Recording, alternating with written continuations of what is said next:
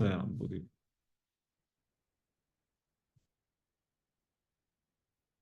Un tagad vairs neko slikti nevar teikt. Viss pieklājīgi.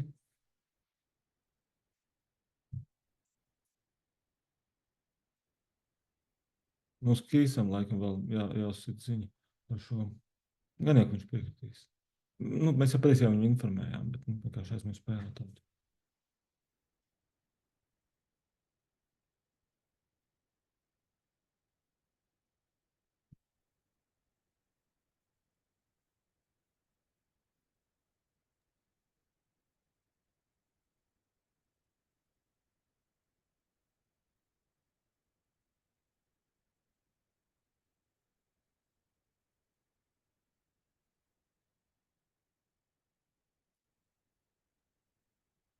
Sveiki, labdien, kolēģi!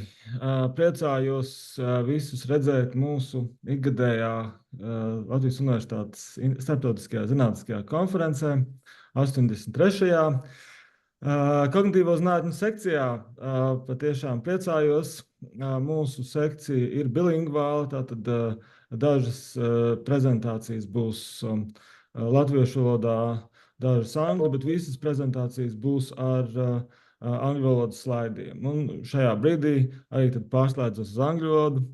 Hi everyone, I'm delighted to welcome you to our 83rd International Latvian University Research Conference, Cognitive Science section. And we have a bilingual conference, which means that the slides will all be in English, but the speeches, some of speeches will be in Latvian. We have a dense timetable, and without wasting time anymore, I'm just giving the floor to our first speaker, Laura Zeļģe, who will tell about visuospatial processes in sport. A preliminary analysis, that's a joint work with lots of other people that Laura will show on the first slide. So the floor is yours, Laura. Yeah, second. Okay.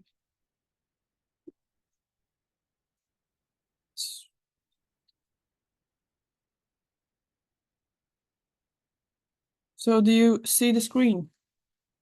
Yes, we can see the screen. Okay, that's good. So as you just told you, I will today talk about the visual spatial processes in sport. And the data that I will show you is a part of a project that we are working in the Laboratory for Perceptual Cognitive Systems. And the project name is, as you can see, Innovations, Methodologies, and Recommendations for the Development and Management of the Sports Sector in Latvia. So, but first, some things about visuospatial abilities and emotions in sports. Since I also wrote my bachelor in this visuospatial abilities in sports, I know a few things, but so visuospatial abilities are particularly critical for both successful performance in sport and also in everyday activities that we do. We need these visuospatial abilities to navigate, to go to work, to manipulate with objects, and so far. And it's also very important in STEM fields and also learning abilities. And to achieve sustainable and successful performance in sport, also emotion regulation is critical. And further, sport seems to be also a particular sensitive area for emotion regulation. So it's important to be able to very good balance your emotions in sport, especially at a higher level, to perform as best as you can. And then, and also visual spatial processes constrain every perceptual cognitive domain, both healthy and impaired populations, and also spatial abilities in different sports. And if humans have any kind of impairments, physical or mental, then the performance and also bodily and mental disabilities are interrelated with these visual spatial processes. and also constrained by the processes of emotion regulation. So about the project, we take part in 2 packages. There are many packages, but we take part in these 2. The first is we're working with athletes in adapted sports. So the objective of this package is to develop research methods and methodology approach for evaluating the training methodology of athletes with disability. And the second package's objective is to develop research methods and knowledge base on monitoring the mental and physical health of athletes involved in grassroots sports. So we test adapted sports and grassroots sport athletes for their visual spatial abilities and also their emotional regulation. About the data collection process. So we have some tests conducted remotely. And also we have tests or in-depth analysis that we conduct in the laboratory. The first stage involves egocentric and allocentric spatial abilities, with sense of direction and personality test, and also emotions. We test remotely. For grassroots sports athletes, there's a developed app. You can see some pictures. They have unique QR codes.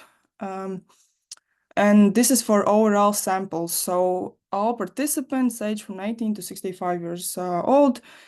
But regarding adapted sports, we also test them remotely for these tests, but we communicate with them individually and send them links to these tests. And second stage, they come to the lab, to our lab, and then we look into visual spatial processes in mid-level vision and navigational abilities. There are 2 tests. I will tell you a bit later.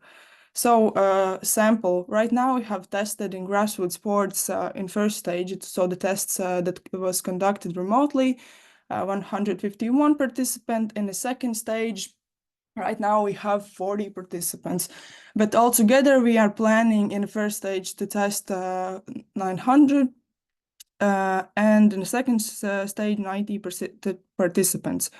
Regarding adapted sports, initially there was a planned sample of 50 participants, but we have tested remotely 30 and in the lab 18 right now. The instruments that we use for overall sample, these are all the tests that we conduct remotely. First of all, we use for emotion testing adapted and digitized version of Geneva Wheel of Emotions. Then we use perspective taking test. You can see example in a small picture. Then mental rotation test to examine these allocentric spatial abilities. We have Big 5 inventory for personality test, and then we also use Santa Barbara sense of direction test to examine the overall sense of direction. And in the lab, we use eye movement analysis, so eye tracking. We look into visual grouping and segmentation with specific stimuli and also perception of local and global configurations. And we have this navigation test that we use for testing navigational abilities. Yeah, and this is developed by my colleague Santa. So if you have any more questions maybe about this, you can ask also her. So she developed the labyrinth that we use. And the current study that I will talk about is, as you can see, also we have adapted sports athletes, 30 that I told you about, and match controls from the grassroots sports sample. Also 30 matched based on gender and based on age. You can see the distribution.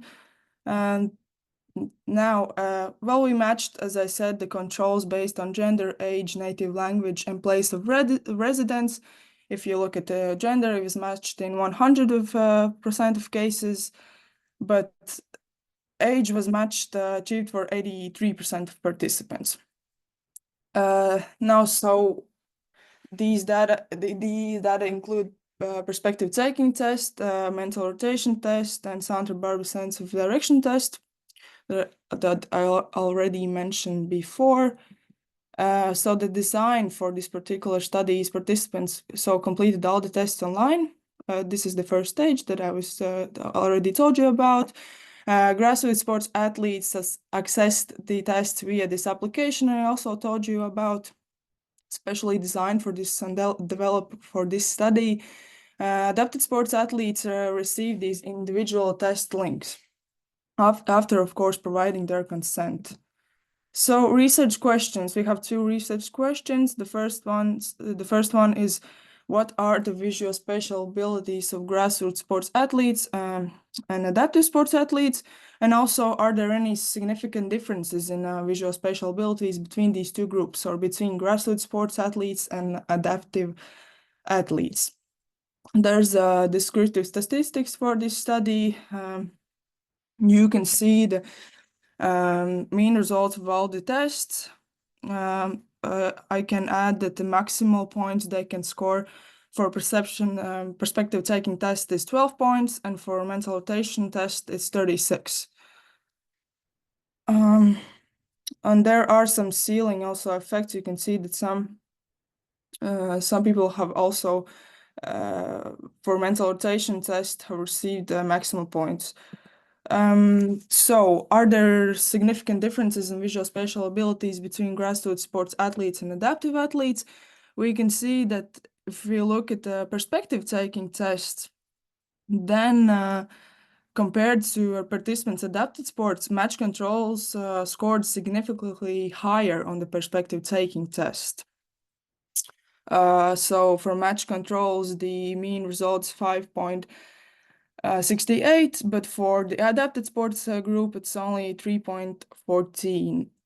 But are there significant differences in other tests that I mentioned? So there are no statistically significant differences between groups on mental rotation test or on Santa Barbara sense of direction scale. As you can see, both of these graphs. Yeah, and about the discussion part. So these results indicate that athletes from both of these groups performed better on egocentric spatial abilities. As I said before, on the mental rotation test, they performed better, and in sense of direction compared to allocentric spatial abilities or their performance in perspective taking test. However, this difference may be attributed to the varying complexity of individual tests. Because perspective taking test appears to be quite challenging both for adapted and grassroots sports athletes. And I saw something very similar when I was collecting data for my bachelor. And differences between athletes with and without disabilities are observed in terms of allocentric abilities. As I said, there were statistically significant differences between those groups in perspective taking test. And also spatial abilities are affected by many factors. So they are affected by gender, age, previous experience, occupation, personality traits, and hobbies such as sports. And that means that people with having different previous experience or different occupation or even personality traits will also perform differently in these tests, and there will be some individual differences in spatial ability of not only athletes but any other person as well. That's why we look into also these factors and try to explain these individual differences. And also we will look into this. Of course, this is only preliminary results, but when we will analyze the results further, we of course gonna look also in what kind of sports are they participating in, because that might also affect how they perform in these tests. And active movement and navigation without these physical disabilities seem to support perspective taking skills. These are references, and that's all. I think I managed to do it in time. So if you have any questions, feel free to ask. So thanks, Laura. So we have time for one brief question. We are in time, but in slightly dense time. So any questions, comments, brief critique, or anything to be clarified?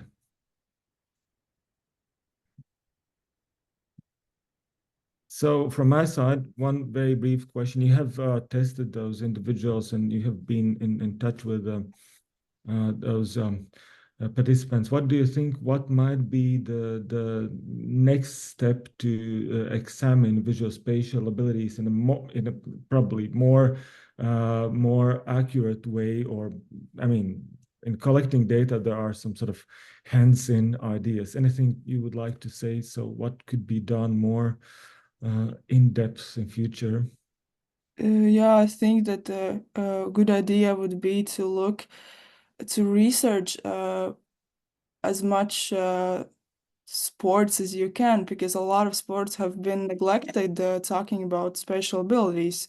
For example, racket sports like tennis and badminton, and as you may know, they also play doubles, so you always interact with your partner, and it's interesting what kind of impact it leaves on spatial ability. So just I would say to try to look into more sport kinds, not only, well, they usually look into wrestlers and runners, but you can look into the bigger picture to understand, are there any differences, and which sports may be the ones that maybe enhance spatial ability the most. So, but still, I think for start, correlational analysis, and then maybe at some point we will be able to do some experimental work.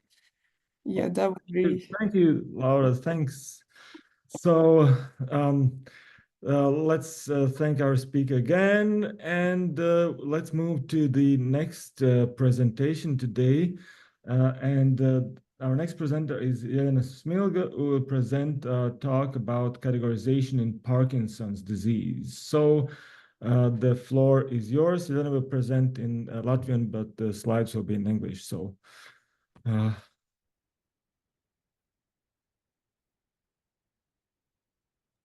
Labdien! Es ceru, ka var redzēt manu prezentāciju. Jā, var redzēt prezentāciju. Super, paldies. Jā, nu un kā arī Jurģis pateica, ka šodien es pastāstīšu par kategorizēšanu Parkinsona slimības pacientiem. Šis darbs tika izstrādāts mana bakalaura darba ietvaros.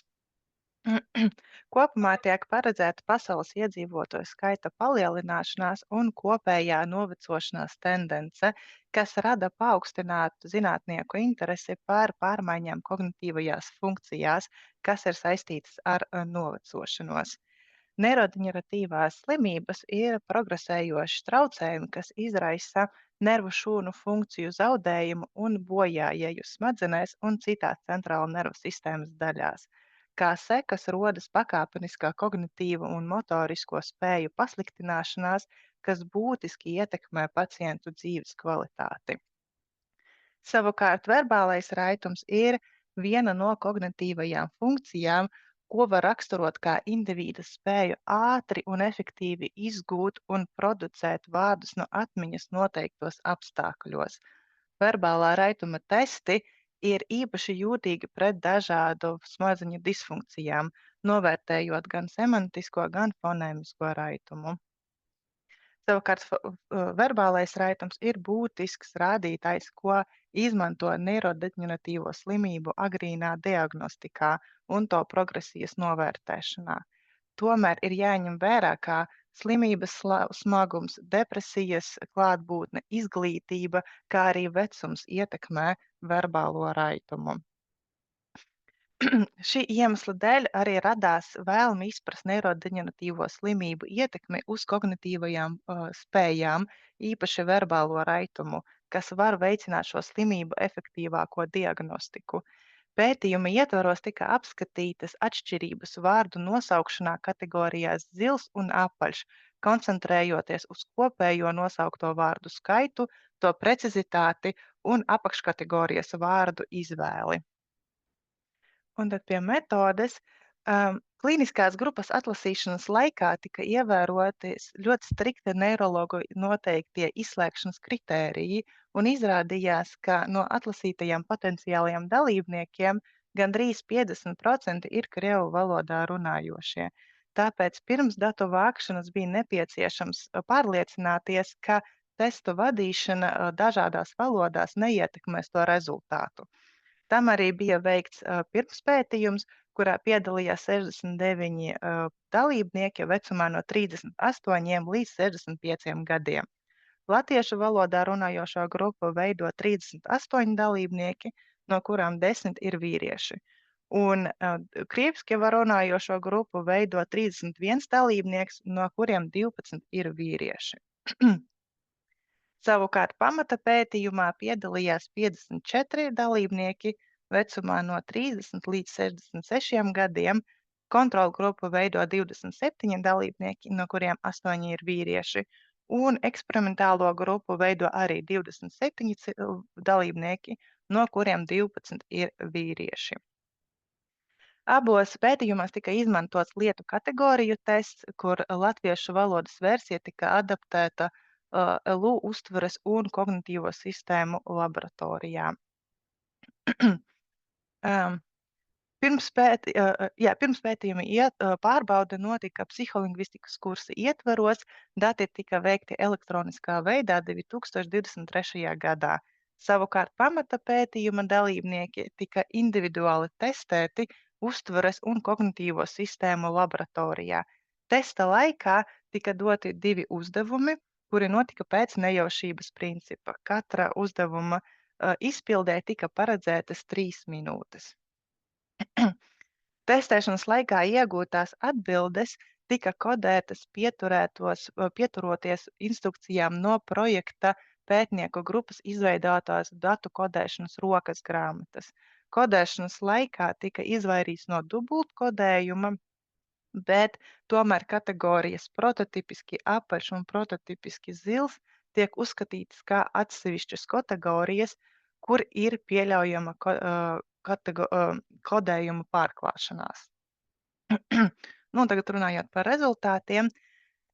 Pirmspētījuma iegūtie rezultāti atklāja, ka nepastāv statistiski nozīmīgas atšķirības starp latviski un krieviski runājošiem respondentiem kopējo nosaukto vārdu skaita ziņā abās kategorijās, kas nozīmē, ka dalībnieki no vispārīgās populācijas nosauc līdzīgu vārdu skaitu, pat ja testa instrukcijas saņem attiecīgi latviešu un krievu valodās.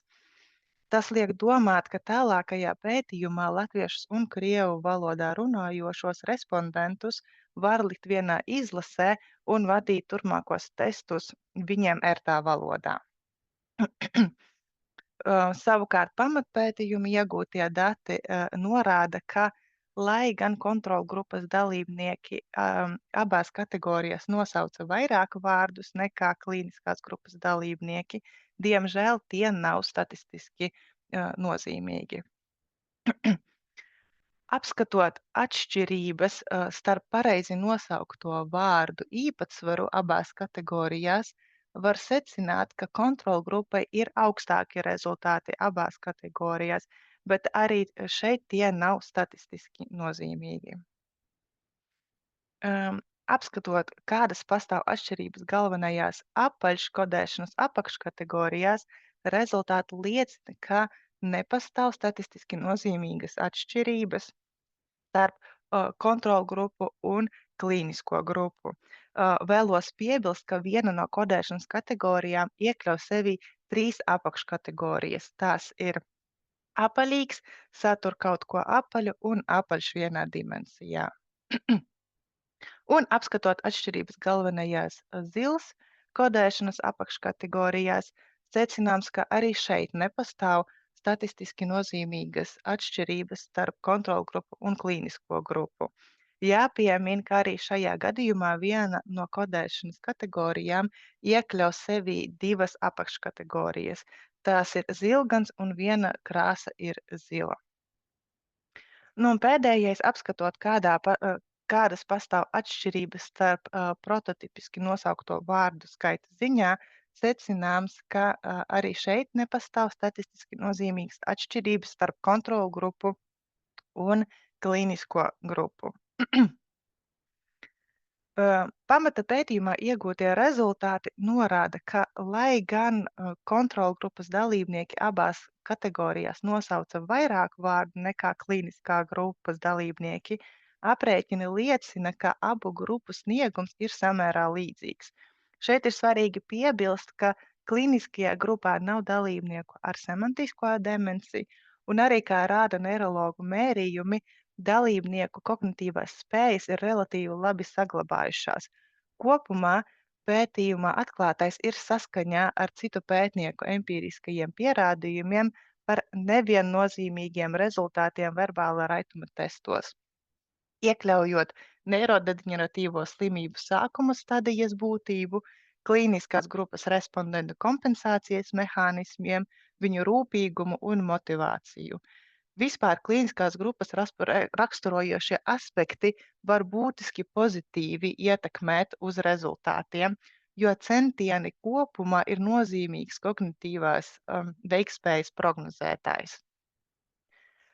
Savukārt, salīdzinot grupu pareizi nosaukto vārdu īpatsvaru abās kategorijās, var secināt, ka formas uztvere ir noturīgāka par īpašības uztveri, kas var tikt skaidrots ar formas uztveres bioloģisko prioritāti attiecībā pret krāsu, kur formas uztvere tika automatizēta, savukārt īpašības uztvere bieži ir sekundāra.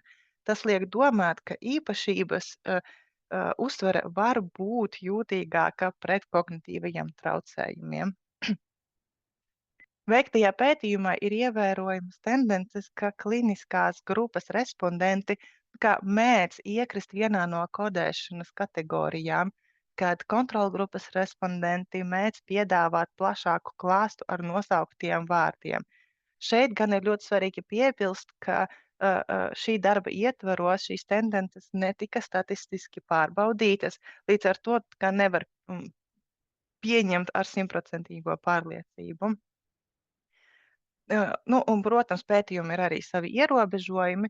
Pirmkārt, tā ir nesabalansētā izlase dzimuma un vecuma ziņā, otrkārt, potenciāli heterogēnā parkinsonisma grupa, kā arī, ka sniegto atbilžu kodēšanā pastāv subjektīvais kodētāja viedoklis un arī neuzmanības kļūdas. Tālākajā pētniecībā būtu vērtīgi detalizētāk analizēt klasterizāciju iekš noteiktām semantiskām kategorijām, pievienojot citu pētnieku ierosināto darbību verbālo raitumu, kā arī būtu perspektīva pielietot regresiju analīzi, lai saprastu, kādā mērā iegūtā izglītība prognozē vārdu producēšanas apjomu. Un kā arī savukārt prototipisko vārdu īpatsvaru sīkāka aplūkošana ļaus detalizētāk izprast, kā dažas grupas strukturē un kategorizē jēdzienus. Un kopumā šis darbs sniedz ieskatu par verbālo raitumu neirodeģeneratīvo saslimšanu gadījumā, kā arī piedāvā unikālu skatījumu uz verbālā raituma pētniecību, jo apkopā datus divās dažādās valodās, tādējādi nodrošinot iespēju salīdzinot kognitīvo procesu norisi atšķirīgās lingvistiskās sistēmās. Ar šo man arī viss. Jā, paldies par uzmanību. Paldies, Viļēna, paldies. Vai ir kādi jautājumi, kādi komentāri? Ir laiks vienam, pusotram jautājumam, komentāram. Ja nav jautājumu, neredzu jautājumus, lūdzu pacelt rociņu, ja tāda ir.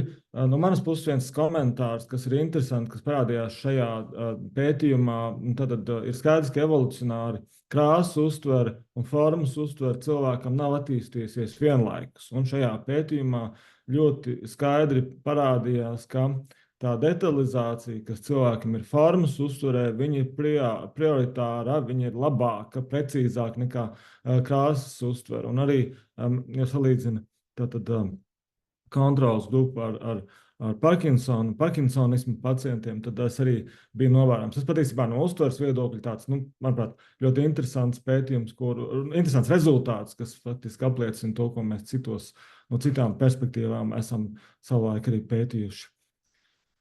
Jā, varbūt ir vēl kāds īsts komentārs, kamēr es te iekomentēju par to, kas ir izdarīts ar kategorizāciju testu. Ja nav nekādu komentāru vairāk, tad paldies, Iļena, paldies par prezentāciju. Un tālāk es esmu tādā jocīgā situācijā, kam jādod vārds sev.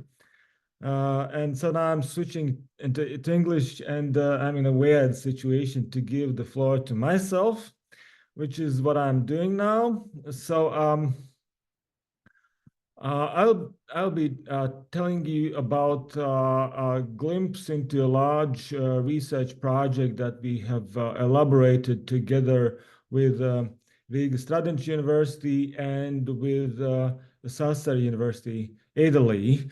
So about neurodegenerative impacts on human perception. And so what is the problem? What is the issue? The issue is, number one, there are lots of people with neurodegenerative impairments, but they are either diagnosed late or they are also frequently inaccurately diagnosed. So, and then there is also another problem that if the neurodegenerative impairments start, it's not very user-friendly to diagnose, simply because people that have Parkinson or Alzheimer, they are not very good in doing certain tasks. So the problem is that in diagnosis of neurodegenerative impairments, there are these so-called instruction-driven tasks where patients have to do this or that. This is very frequently not trivial for those patients. Now, we are having a different perspective. So we are just asking participants, we are asking patients to look at the screen so they don't have to do anything. So this is an added value to our project. And the other important problem that we are trying to solve, well, how early are actually neurodegenerative impairments? So are they are they prior to language comprehension? Well, most likely they are. So, but exactly how early they are, this is something that we want to examine in our research, and a couple of results will be shown later. So, well, what is known in general? So it is known that if Parkinson patients, for instance, are looking around, they do look sort of similar to the way we do. Right? So there are no significant differences in the watching on the objects around us, but there are significant differences once we are watching at the geometry of space. What is meant by this? So if you consider Parkinson disease case, so the eye movements, and we were testing eye movements, are relatively narrow scope. So technically, Parkinson disease patients are watching a very narrow scope in the visual field. Whereas the normal participants from the control group are having a much wider. So if you look at these everyday type of stimuli, there are not significant differences, but there are significant differences in stimuli where you see geometry of space, like these or these two. So anyway, this is the reason why we were examining so-called mid-level processes. So what is mid-level process? In a very simple way, a mid-level perceptual process happens immediately after physiological processes of incoming sensory stimulation. So what's going on? In our retina, in our physiology, we are processing the primary visual information. Now, the next step is mid-level process. I will tell you what it is. And this is the precondition why we are able to perceive objects like chairs, tables, houses, and so forth. So the takeaway message is very simple. We have something very foundational that is prior to the object perception. If this something doesn't work properly, then we do have problem, okay? We are not able to perceive objects properly. So there are issues with that. So, and what are mid-level processes? Technically, the two types of processes. That's visual grouping. Well, in our case, we also test visual accentuation and the segmentation of visual field. So I will show you what is meant by both. Or all three, if we consider them distinct. So in case of grouping, we are seeing these as columns, whereas these we are seeing as rows. And these are oblique. We perceive it immediately. This is just not, it's a millisecond wise clear, right? So then the next thing, we are segmenting this white square or diamond, doesn't matter, from the background of the dotted black square. We are doing it very fast, millisecond wise. We are not even aware of doing that. Okay, that's segmenting. That's the second process. And finally, we are very sensitive to accentuation. So if you look at this blob, this totally impersonal blob, if you are adding an accent here to the left or to the right, the visual field is immediately switched depending on where the accent is located. So technically we are very fast. Our stimulus-driven attention is very fast in seeing what's going on in terms of the accent. Okay, so in our study we had 52 objects, 52 participants. We had experimental group 25 and control group 27. And then we have used those bottom-up stimuli that I showed you. I will show you the stimuli anyway in a second. And we did Tabi Pro Nano eye tracking setting. And our experiment was in clean experimental settings, so most of the confounding variables were sorted out, were excluded. Okay. So, and these are actually the stimuli that we were testing. So this is basically what I've showed you before. This is segmentation or segmenting. So technically, if you see there is nothing that is automatically segmented. Whereas in this case, the right segment is perceived as the figure or object, and this is the background. And again, this is the figure, and the white non-dotted is a background. Anyway, this is the segmentation group, and finally, that's the group of accentuation. So we are having pointing effect. Everyone, small kids, old adults, we all have sensitivity to the accent in order to perceive pointing. Okay, so this is pointing leftwards. This is and well, this is downwards, and so these are the stimuli that we have used. Okay. So so we were recording eye movements from all these patients and also control group. And what we were able to see, actually, this is frightening, that in case of all grouping, segmentation, accentuation, there are significant differences. There are there are more fixations. In control group, there are more saccades. The amplitude of saccades is larger in healthy controls. But then situation gets even more fascinating if we are looking at individual differences in grouping and segmenting and accentuation. In case of a clinical group, for instance, there is a smaller variation and a narrower scope of scanning in case of grouping. So this is the patients, the experimental group. This is the control, right? So this is very clear. Then in case of segmenting, it seems that, of course, the distribution is very different. So in the case of experimental group, the distribution is narrower. Various in case of controls, the distribution is wider and more accurate. And especially, this is the most fascinating part of the story. Again, the first row is controls. The second is experimental. So if we look at accentuation, we can see that the clinical group seem to miss a part of the figure, and they don't. So the problem is that they do not react to this stimulus, to this accent, to that degree accuracy as we do. So technically, what this means.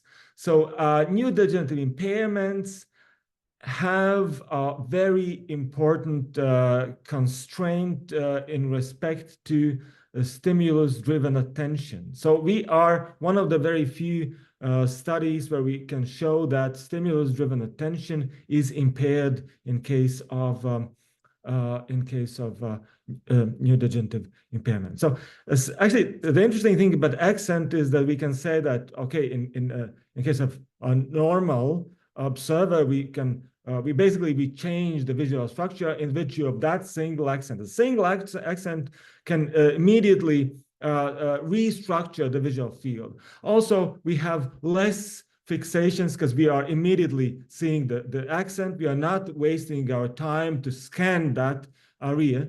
Well, a couple of other interesting findings. Now, in case of a clinical group, there is substantial increase in number of fixations. There's also a narrower scan area. And in general, there is a weaker sensitivity, lesser sensitivity to the structure of visual field. So this is the first study that has documented the impact of accent and the differences between Parkinson and normal observers. So, and the conclusion is. So the takeaway message from my story is from my talk is very simple. A mid-level process, segmentation, grouping, and accentuation is a reliable indicator of neurodegenerative impairments, and I'm very optimistic about a biomarker that could be generated out of these data. Then another important point is that these stimuli are very user-friendly, so they don't need any effort from the patient. So the patient is technically looking at the stimulus and is basically behaving according to what is on the screen. So he or she doesn't have to do anything. So this is very good. And the final conclusion remark, the final takeaway message, well, we don't know what is the normal perception. So have you seen a paper, normal perception, or a book, what is normal visual perception? There's nothing like that. So we do have some hints what normal perception might be. And basically, we can say about mid-level vision what is needed in order to perceive normally, right? So this is a different topic, but nevertheless, it's very fascinating. Well, thank you so much, and I would very appreciate any questions, any comments, anything from from your side. Please, Prof. Yorgis. Yeah, hi, Marwan, hi. Hi, Prof. Yorgis. Thank you for this great presentation. As usual, you remembered me with a great presentation in our PhD also program. Just I have one question regarding recording of eye movement. How the laboratory recording of eye movement provide information about the disease progression? Okay. So we did have another data set from neurologists. So this is a project where we have a neurology group, also a radiology group. And so we knew exactly what stage of Parkinson's disease is in each individual who is coming to our lab. So because of neurological examination, but also because of MRI data, because we have also MRI data set. So this is a different story. I have skipped that, but we know very precisely how early or how advanced the Parkinson's disease in those particular cases is. So this is and that's also the reason why these particular participants are included. Is it different from clinical examination or can be as addition for it? So, well, 2 points. Well, one, of course, in our case, we had a very accurate clinical examination. So every participant was accurately clinically examined before he or she came to our lab. So this is one story. The other story is, well, these examinations are, of course, not very user-friendly. I mean, also we did experiments where we asked people to watch, to imagine spatial relations. And imagine if the person is having Parkinson or Alzheimer. It's not very pleasant. So our idea is that if we could implement our results, we might have a tool for detecting early signs of Parkinson or Alzheimer or other neurodegenerative impairments because of eye tracking only. So this is the huge takeaway message in terms of what might be done in future. So, but yeah, well, this is basically the rationale of this research that we want to do in future, and that's also the added value of that research. Thank you, Prof. Thank you so much. Thanks a lot for... I have one more question, please. Yeah, okay, go ahead. Are you thinking about applying machine learning methods to detect some hidden structures or correlations? I think that is really inviting these data to use them for. Yeah, thanks for just a very brief comment on that. Yes, that's a very fruitful direction. The problem is that usually eye tracking data they are not huge data sets. So if you are using machine learning, which is cool, you need large data sets. So that's a problem in general. So I think hypothetically, if we at some point could have large data set about eye movements, it's a very fruitful perspective. So anyway, so this is a very good way to think. Oh, Well, thank you. Thanks. And now I'm again moving into the position of the session chair, and I'm giving the floor to Sophie Panamariova, who, in collaboration with our lab, did a study about combination of geometrical figures and the perception of emotion. So, Sophie, the floor is yours. Thank you. I will be speaking in Latvian.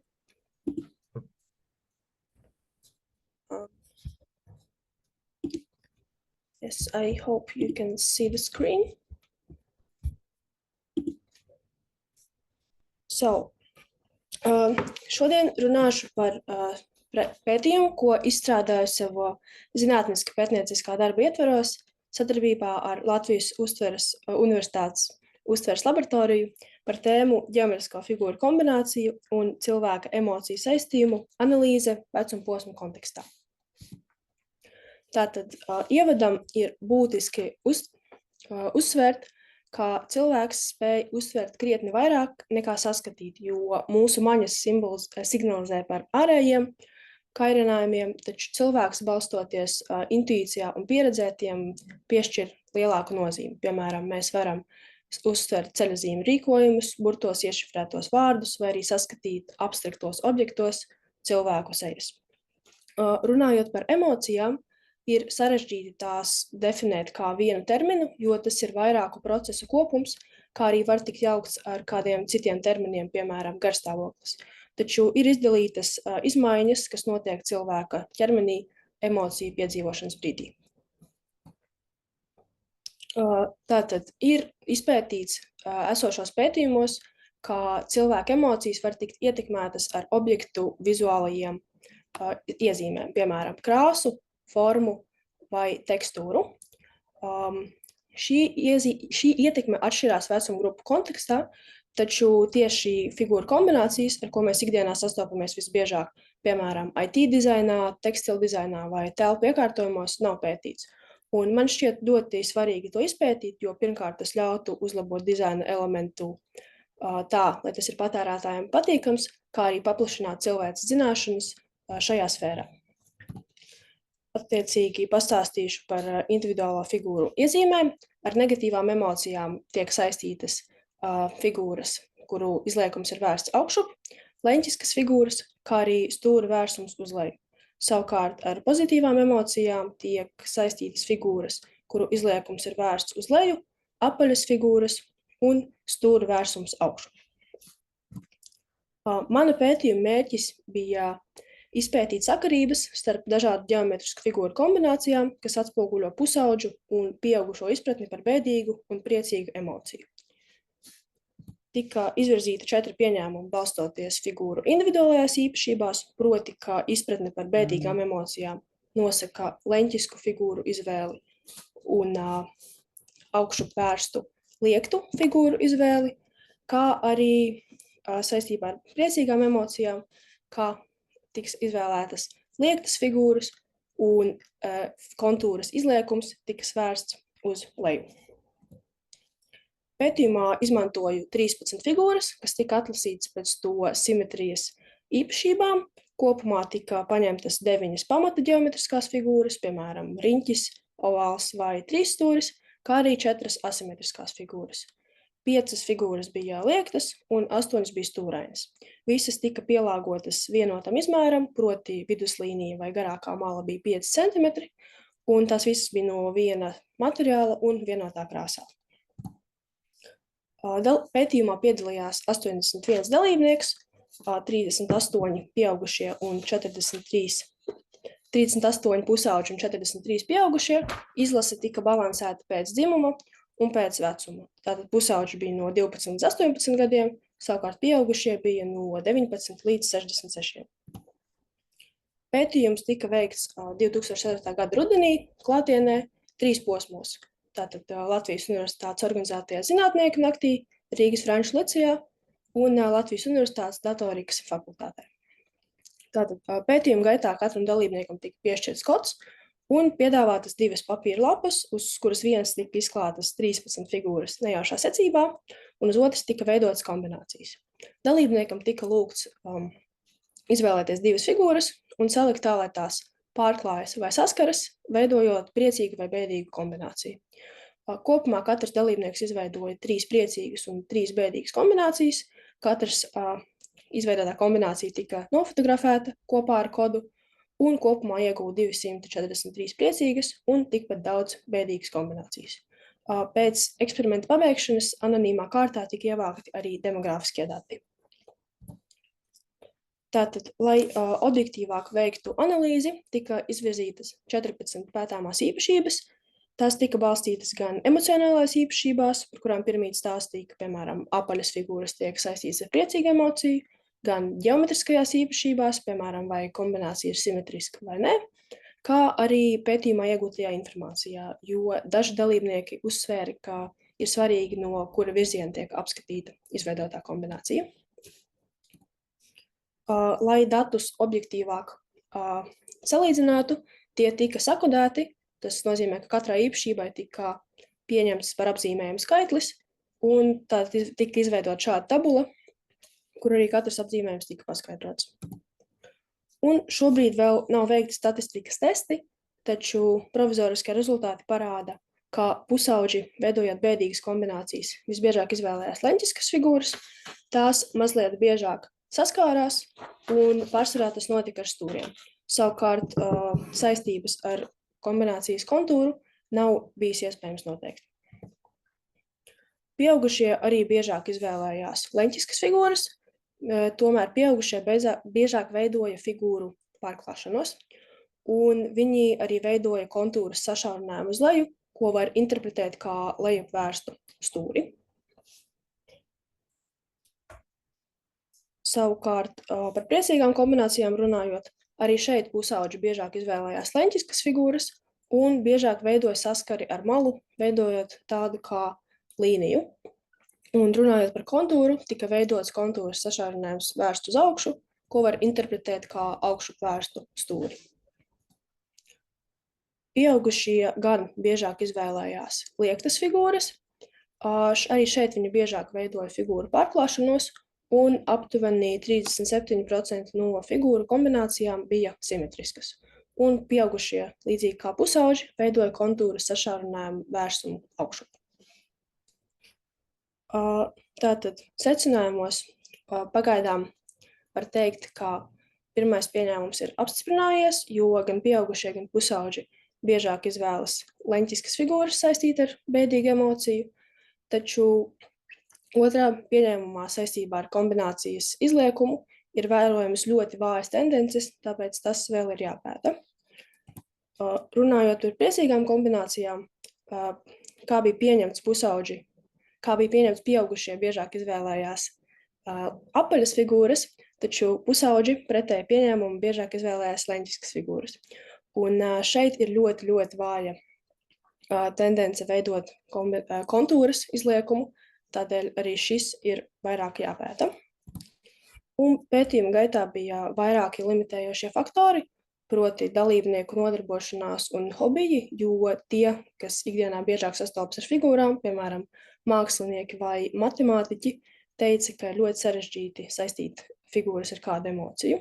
Otrs faktors ir datu kodēšanas interpretācija, jo īpašības ir ļoti unikālas un izveidotas specifiski šim pētījumam, tādēļ ir sarežģīti definēt noteiktus kritērijus, un treškārt ir ļoti liels iespējamais kombināciju skaits, aptuveni 150, taču dēļ tā, ka figūras var gan saskarties, gan pārklāties, šis skaits krietni pieaug. Tādēļ ir ieteicams veikt pētījumus ar lielāku figūru skaitu, ar lielāku dalībnieku skaitu vai arī samazināt stimulu skaitu, lai dati ir objektīvāk salīdzināmi. Un vēl turpmākos pētījumos ir ieteicams izvēlēties citas emocijas, piemēram, dusmas vai bailes, jo dalībnieki minēja, ka dažas figūras vairāk saistās ar šīm emocijām. Kā arī pamainīt stimulus, lai izvairītos no simbolisku kombināciju veidošanas, piemēram, kā bija redzams attēlos, dažas atgādināja mājiņas vai kādus cilvēka siluetes. Un stimulu mainīšana varētu palielināt tieši koncentrāciju uz figūru īpašībām. Tas arī viss. Paldies jums! Paldies, Sofija, paldies. Patiešām bija jauki jautājumi, komentāri. Mums ir pāris minūtes. Kādi komentāri, jautājumi?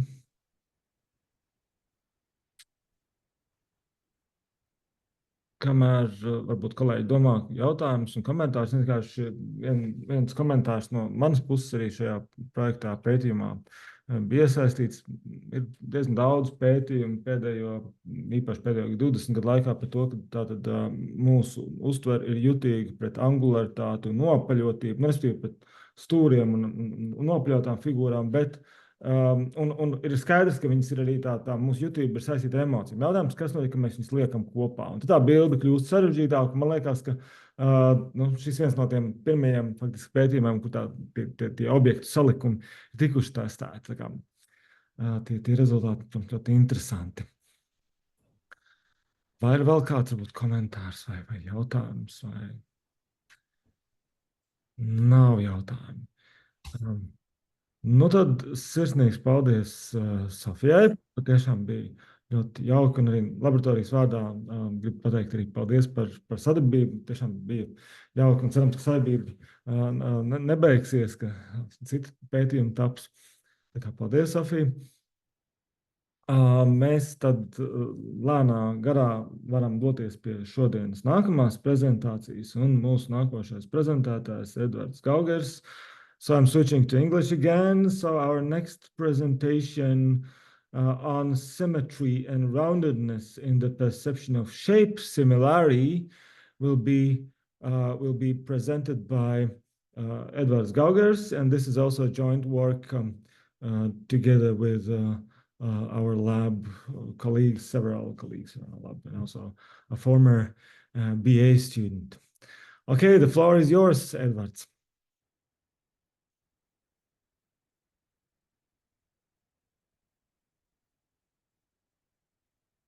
We don't hear you. Yes, yes. Hear you, but we Slightly there was a bit of a mess up there for some reason. Give me just one moment. I should get it shortly. All right. Can you see the presentation? Yes, we do. We can. All right. Thank you, Judis, for the introduction. I'm slightly worried, so I might be, messing up some words. So you can always ask Judis and League for some assistance if something isn't clear. But hello, everyone. My name is Edvards Gaugers, and I'll be presenting our research on symmetry and roundness and the perception of shape similarity.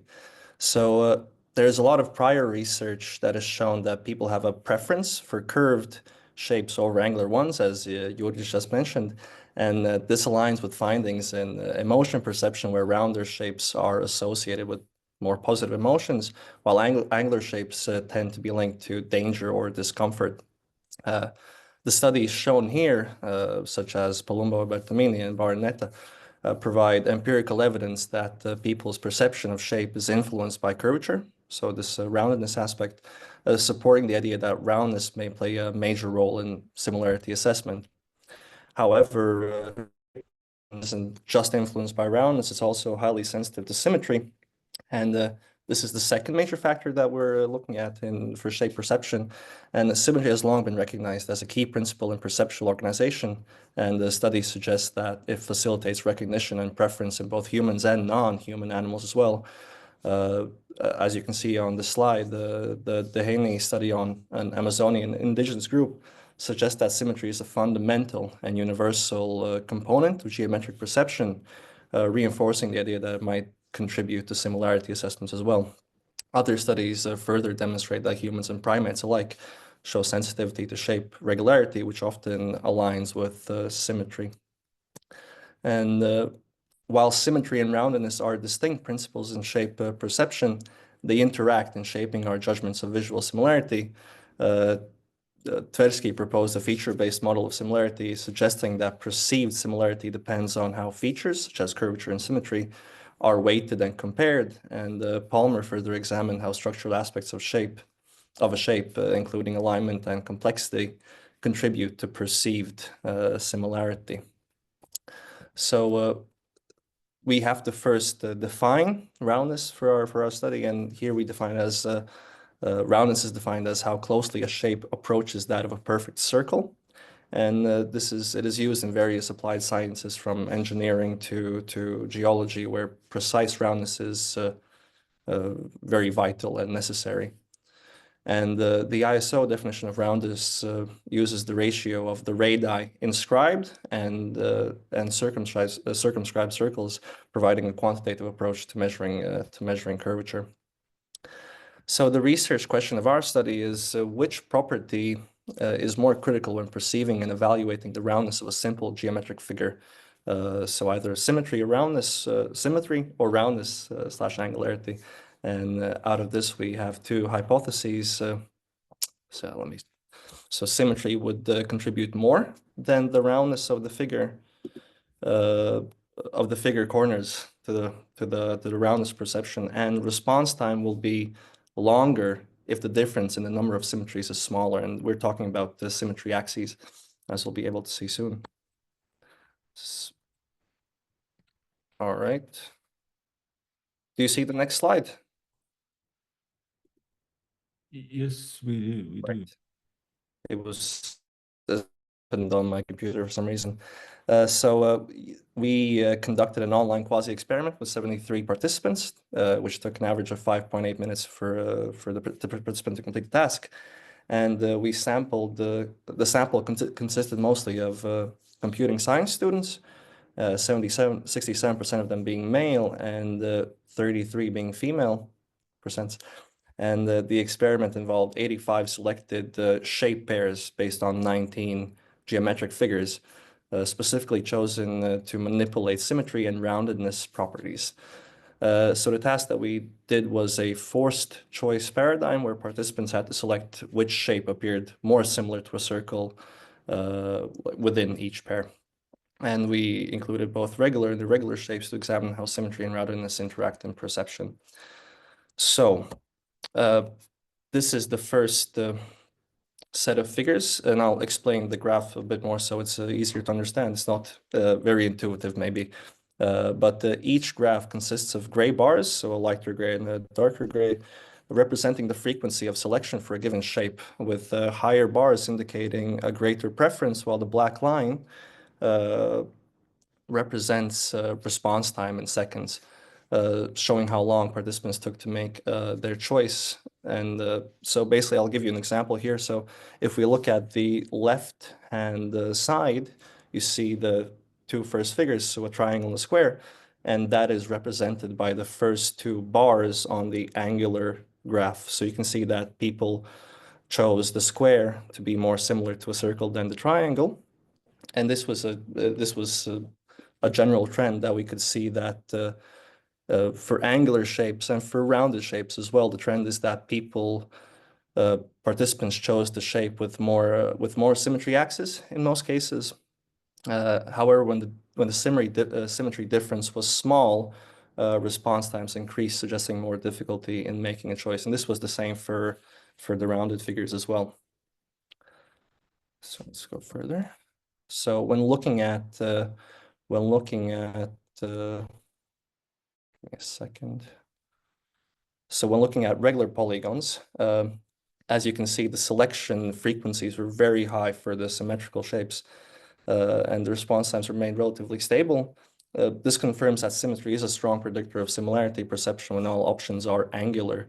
For rounded polygons, which is the bottom graph, the impact of symmetry is much weaker. We see that roundedness heavily influenced shape selection, even when the less rounded shape had more symmetry axes.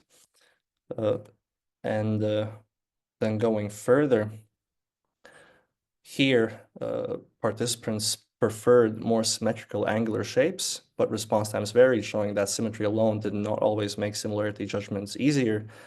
And for the bottom graph, when corners were rounded, similarity judgments changed significantly. Response times increased, indicating greater cognitive effort to compare the rounded figures.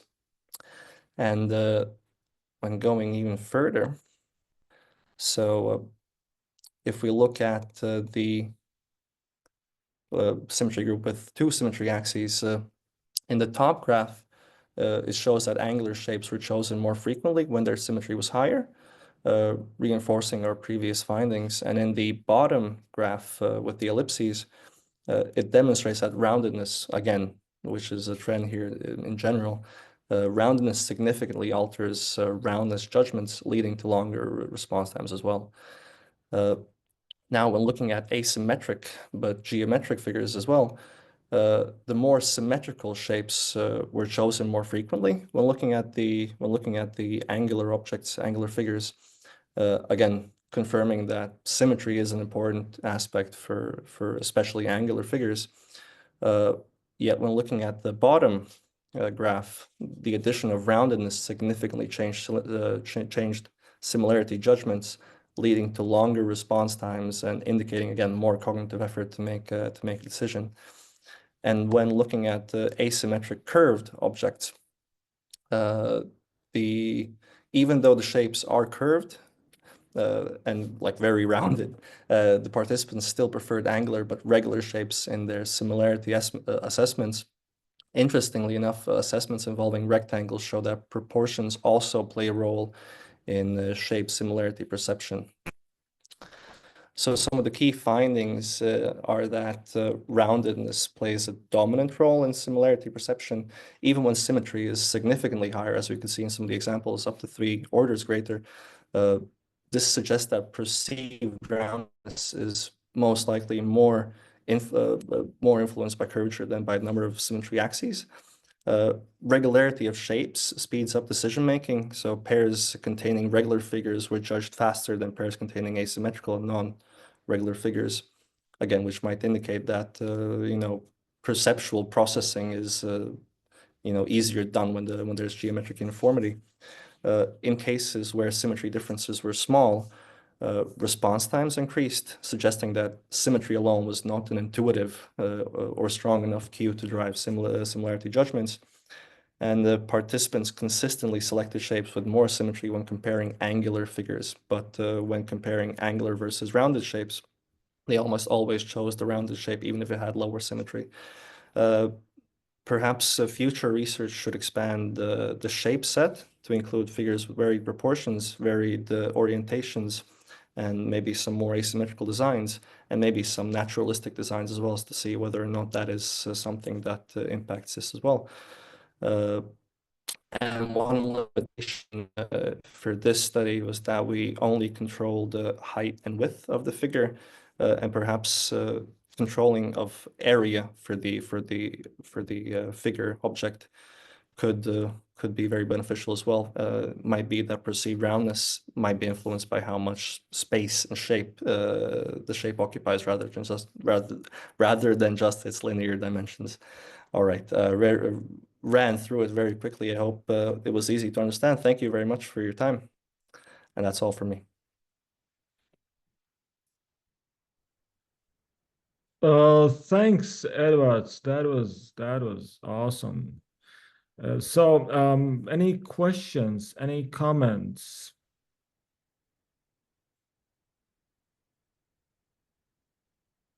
Almost fainted, I think. So why do we have this the differential sensitivity to roundedness and symmetry in respect roundedness and symmetry, yeah, in respect to similarity perception? So what would be your guess, a part of what we did in this experiment? So I think roundedness and angularity, I think it might be an evolutionary more beneficial aspect to perceive, especially roundedness. And because it is also, if it is connected with valence, right, then it's something that helps you make a choice, whether or not be in maneuvering in novel environments or something like that. If it's something that helps you choose and it has valence associated with it, I think it has a larger bearing on well, it should have a larger bearing, than perhaps symmetry, which is a secondary thing that comes into play. So I think the valence aspect of it is what is the big distinctuator. Okay, well, thanks. Any other questions? Any other comments?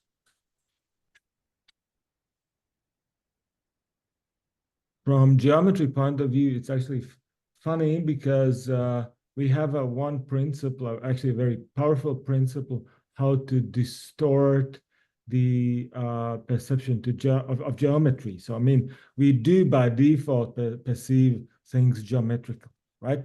So now, in some situations, we are disturbing that kind of perception. And I think this is a nice way how to show where we are not that cool in terms of transforming visual input into geometry. So any other questions, anything to be added, anything to be clarified.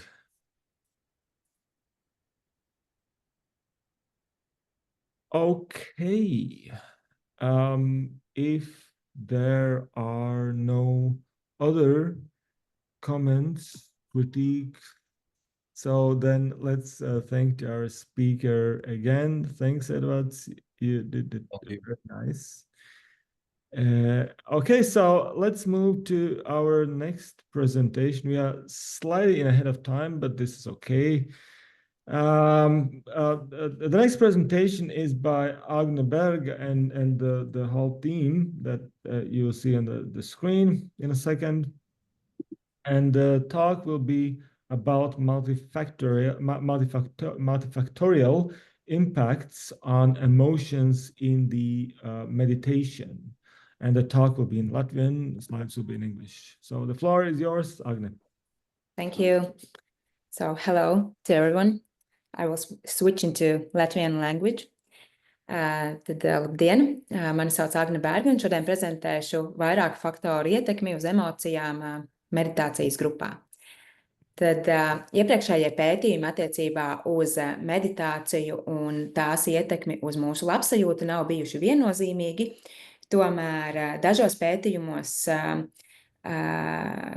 minēts, ka meditācijai ir pozitīvs efekts attiecībā uz emocijām, proti tiek samazinātas negatīvās valences emocijas un palielinātas pozitīvās valences emocijas.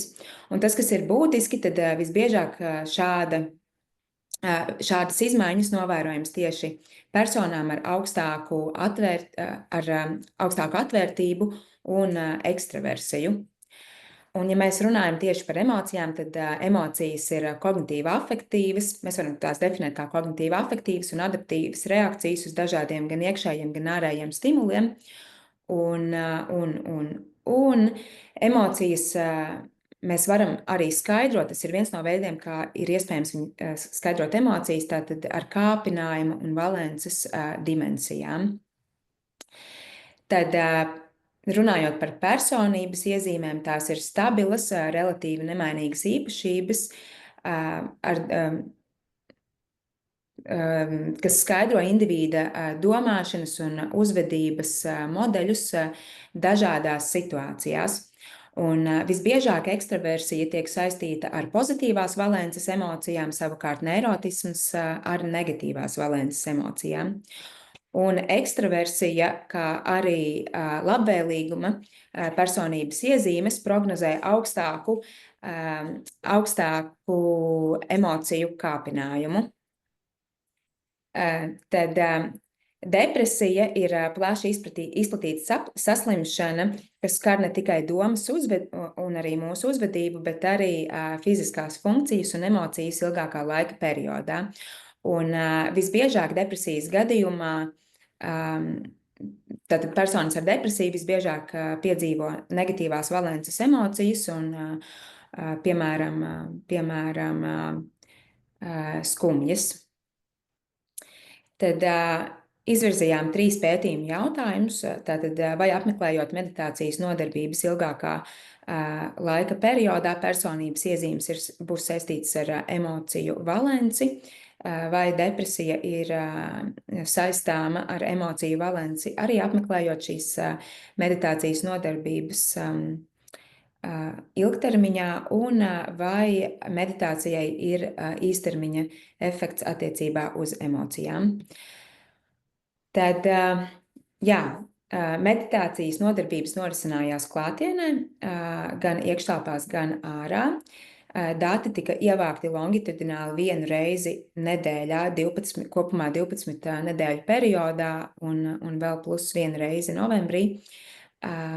Respondentiem klātienē tika lūgts aizpildīt aptaujas un novērtēt viņu izjustās emocijas, izmantojot telefonu starpniecību. Un datu ievākšanas posmi iedalāmi 3 etapos. Tātad pirmais etaps pirms meditācijas kursa sākuma, otrais etaps pirms un pēc katras meditācijas nodarbības, un trešais etaps tad pirms pēdējās pirms pēdējās meditācijas nodarbības. Un tad šīs ir to instrumentu, tad ar šiem instrumentiem šodien arī tiek apskatīti rezultāti. Tad pirmajā sākotnēji pirms meditācijas kursa sākuma respondentiem tika lūgts aizpildīt depresijas un personību iezīmju aptauju. Tad pirms un pēc katras meditācijas nodarbības respondentiem tika lūgts novērtēt emocijas un to intensitāti. Un trešajā posmā pēc meditācijas kursa noslēguma, jeb pirms pēdējās meditācijas nodarbības, respondentiem tika atkārtot lūgts aizpildīt depresijas aptauju. Un kopumā piedalījās 37 respondenti, 81% no tiem bija sievietes, 19 vīrieši, un tad 11% no visiem respondentiem iepriekš bija bez šīs meditācijas pieredzes, arī 11% no visiem respondentiem meditēja katru dienu, un tā meditācijas ilgums, visbiežāk pieminētais meditācijas ilgums ir līdz šīm 20 minūtēm dienā. Un tad, apskatot šos rezultātus, iespējams secināt, ka atvērtība pieredzei ir visizplatītākais personības tips šajā grupā, un gandrīz 1/3 no visiem respondentiem ir atbilstošas vairākas personības iezīmes. Tad šajā respondentu grupā redzam arī tendence, kurā ekstraversijai ir negatīvas saistības ar vairākām pozitīvās valences emocijām. Tas nozīmē, ka paaugstinoties ekstraversijai samazinās, piemēram, uzjautrinājuma, lepnuma, baudas, abrīnas un līdzjūtības emocijas. Savukārt, paaugstinoties labvēlīgumam, šajā grupā samazinās vairākas pozitīvās un negatīvās valences emocijas, piemēram, interese, prieks, apmierinātība, kā arī skumjas, riebums un naids. Tad paaugstinoties tādai personības iezīmē, kā atvērtība pieredzei, samazinās interese un lepnums, kas ir pozitīvās valences emocijas, un samazinās arī skumjas un riebums, kas ir savukārt negatīvās valences emocijas. Bet paaugstinoties neirotismam, paaugstinās visas negatīvās valences emocijas, kas ir arī saskaņā ar iepriekš minēto teoriju. Tad, apskatot rezultātus par depresiju, iespējams secināt, ka 8% no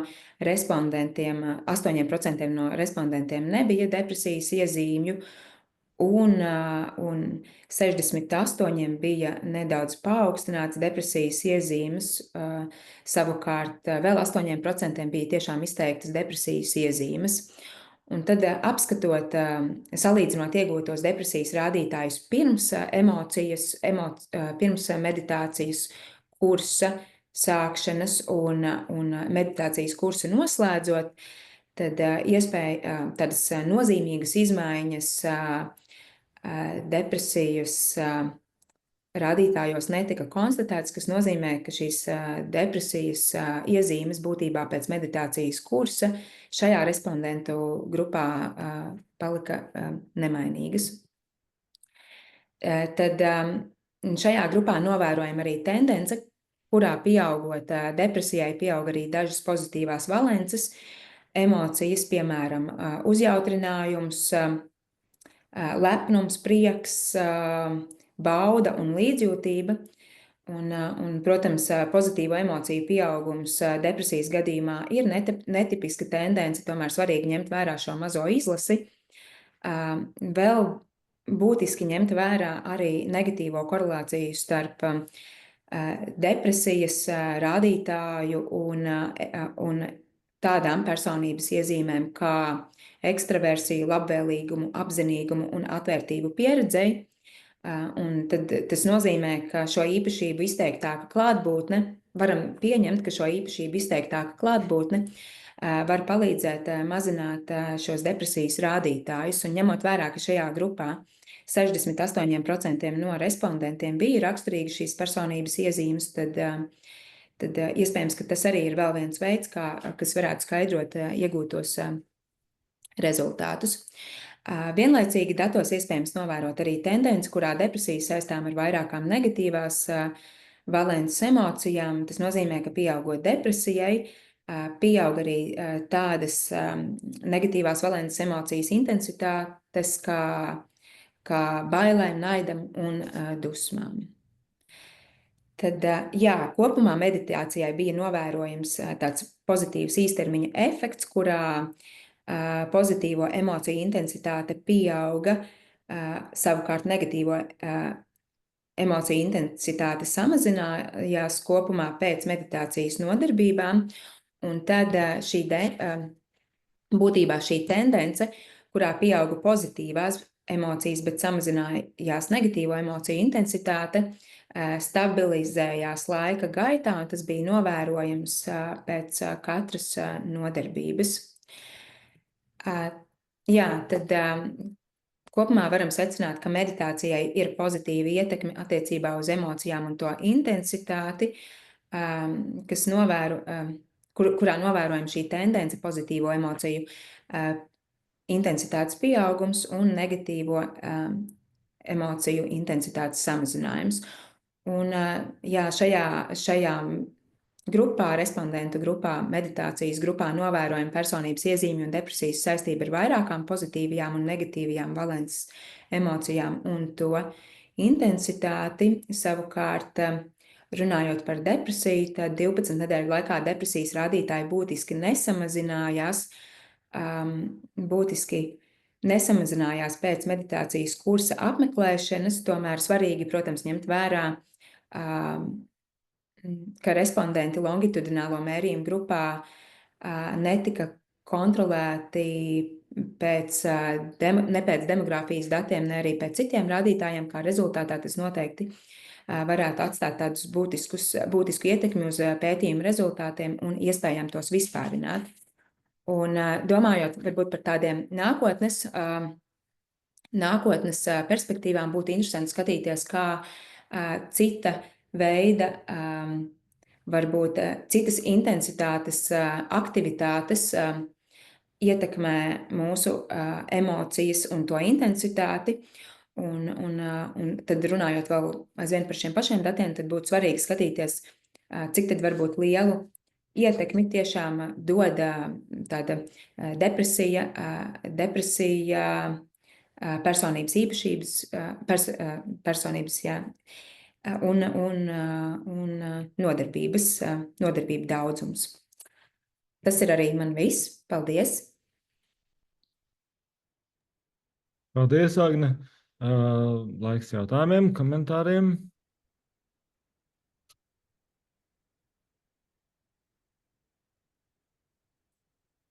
Drīkst jautājumu? Jā, protams. Liels paldies par prezentāciju. Es interesējos, vai cilvēki, kas piedalījās pētījumā, vai tie bija tādi, kuri ikdienā, teiksim, jau bija praktizējuši meditāciju iepriekš, viņiem bija kaut kāda pieredze, vai šis bija tā kā pirmo reizi viņi praktizēja meditāciju? Jā, tūdaļ atbildēšu uz jūsu jautājumu. Tad 11% no visiem respondentiem nebija iepriekš meditējuši.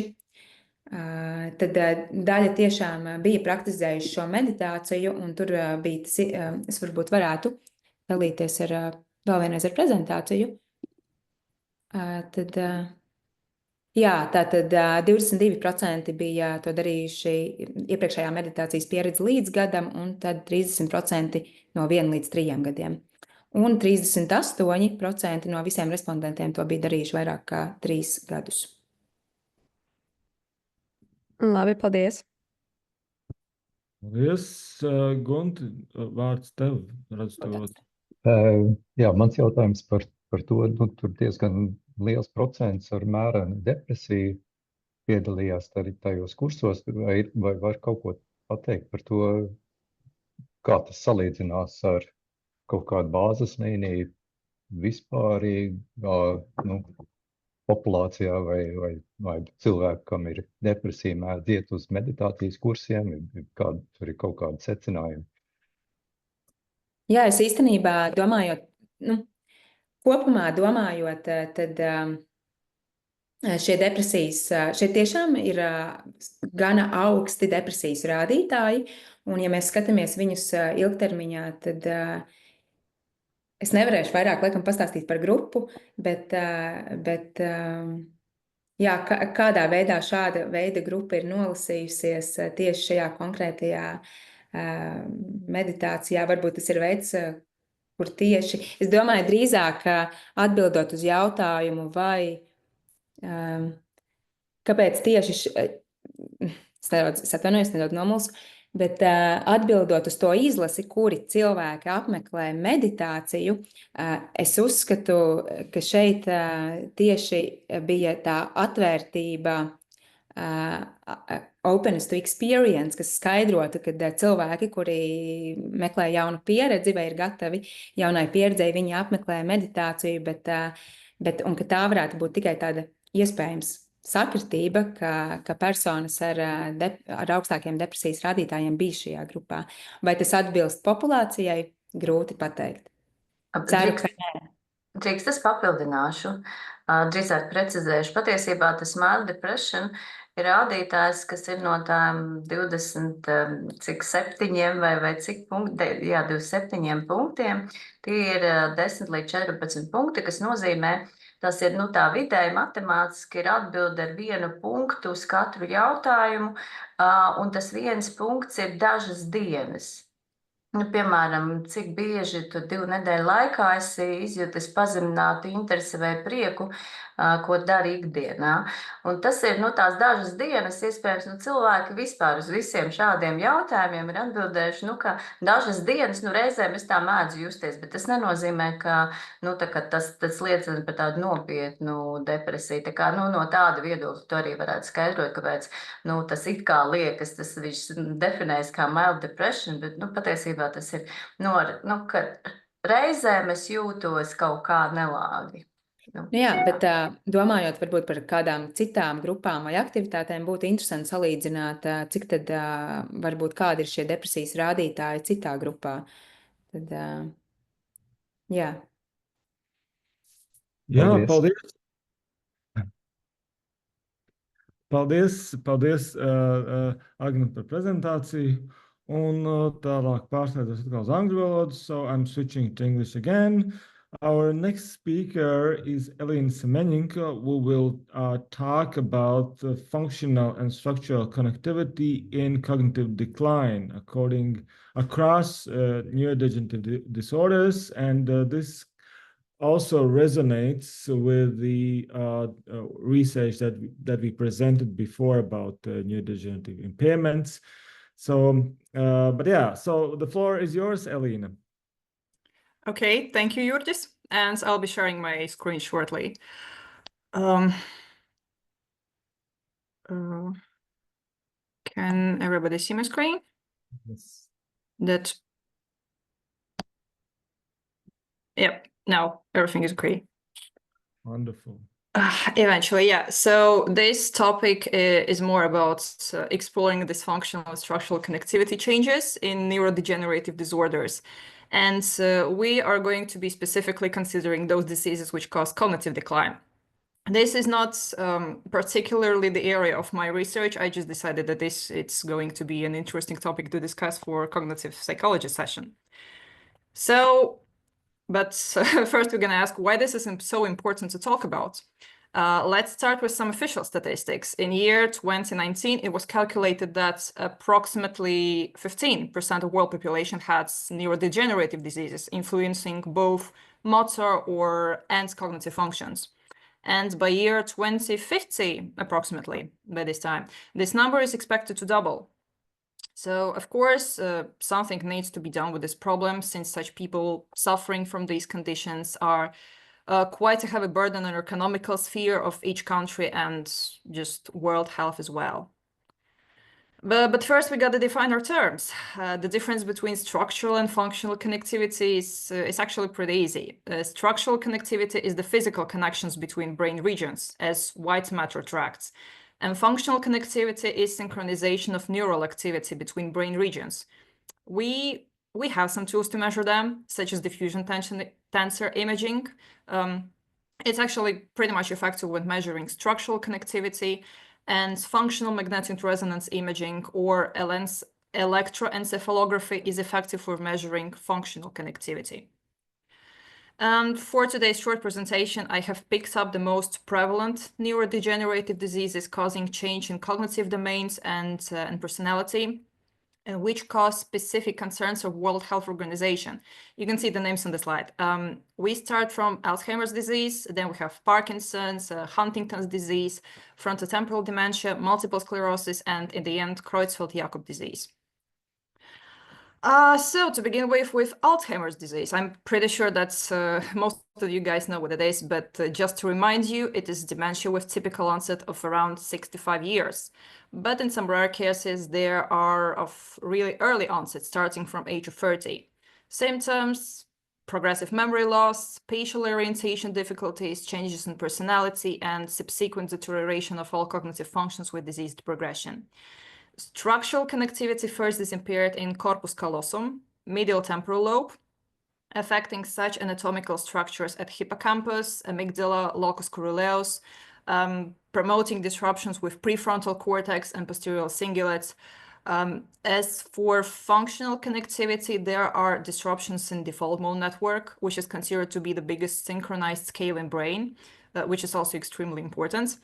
And in the last stages of Alzheimer's, we have reduced signaling in dorsal attention network and frontoparietal network. So here are some beautiful pics about anatomical structures mentioned before. Below, we see the corpus callosum, cingulum bundle, and uncinate fasciculus, which are said to deteriorate in Alzheimer's disease. Above is the scheme of structures that deteriorate with disease's progression. And the picture on the right shows the different large-scale networks in the brain, and specifically default mode network, which you can see like it's marked with the red. And also it has visible dorsal attention network and frontoparietal network. Okay, next for Parkinson's disease. Usually typical onset of it appears after 60 years. Typical symptoms can be named as tremor, postural instability, rigidity in behavior and action, slowed movements, problems with movement initiations. In case of Parkinson's disease, there is degeneration of substantia nigra in midbrain. I see this transverse scan there in the corner, affecting midrostriatal tracts. Because of that, there are changes in corticospinal tract and basal ganglia, which causes motor problems. So we can say that there is impaired connectivity in sensory motor networks and basal ganglia. Interestingly, at early stages, there is enhanced connectivity in prefrontal cortex, but this also deteriorates later onward. Also, it is a high chance that person with diagnosed Parkinson's disease will develop dementia with Lewy bodies. And that dementia leads to visual hallucinations, changed personality, and cognitive decline, mostly in attention and executive functions. So here we again have a brief overview of anatomical structures impaired at Parkinson's disease, top left corner.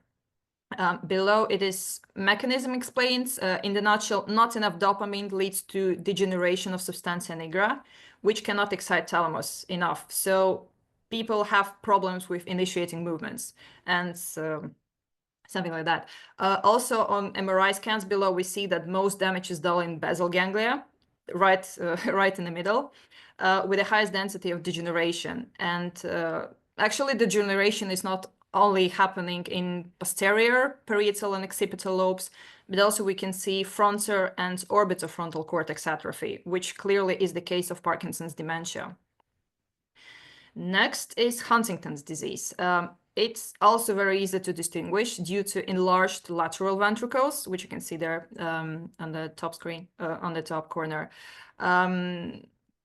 Reduced basal ganglia, enlarged insula, and also quite small cortex volume. Huntington's disease is mostly hereditary, with typical onset being from 30 to 50 years. Symptoms includes involuntarily dance-like movements, which is called chorea. That's why it's called, also the second name is Huntington's chorea. Other symptoms include difficulty moving, postural instability, personality and cognitive decline, mostly inability to learn. The main atrophy is also found in basal ganglia, but in different parts, called caudate and putamen. Together, they form a structure which is called dorsal striatum. I'll show later all of that, leading to disruption in corticostriatal pathways. So the main problem here is exactly the opposites, which we had in Parkinson's disease. Here it is overstimulation of thalamus, which gives us uncontrolled movements. We also know that there's decreased signaling in default mode network and medial prefrontal cortex. Also, as in case of Parkinson's disease, there's abnormal hyperconnectivity in frontal lobes in the early disease stages, which disappear with time. And again, on pictures, we see different structures which are impaired in Huntington's chorea, especially the location of dorsal and ventral striatum or thalamus.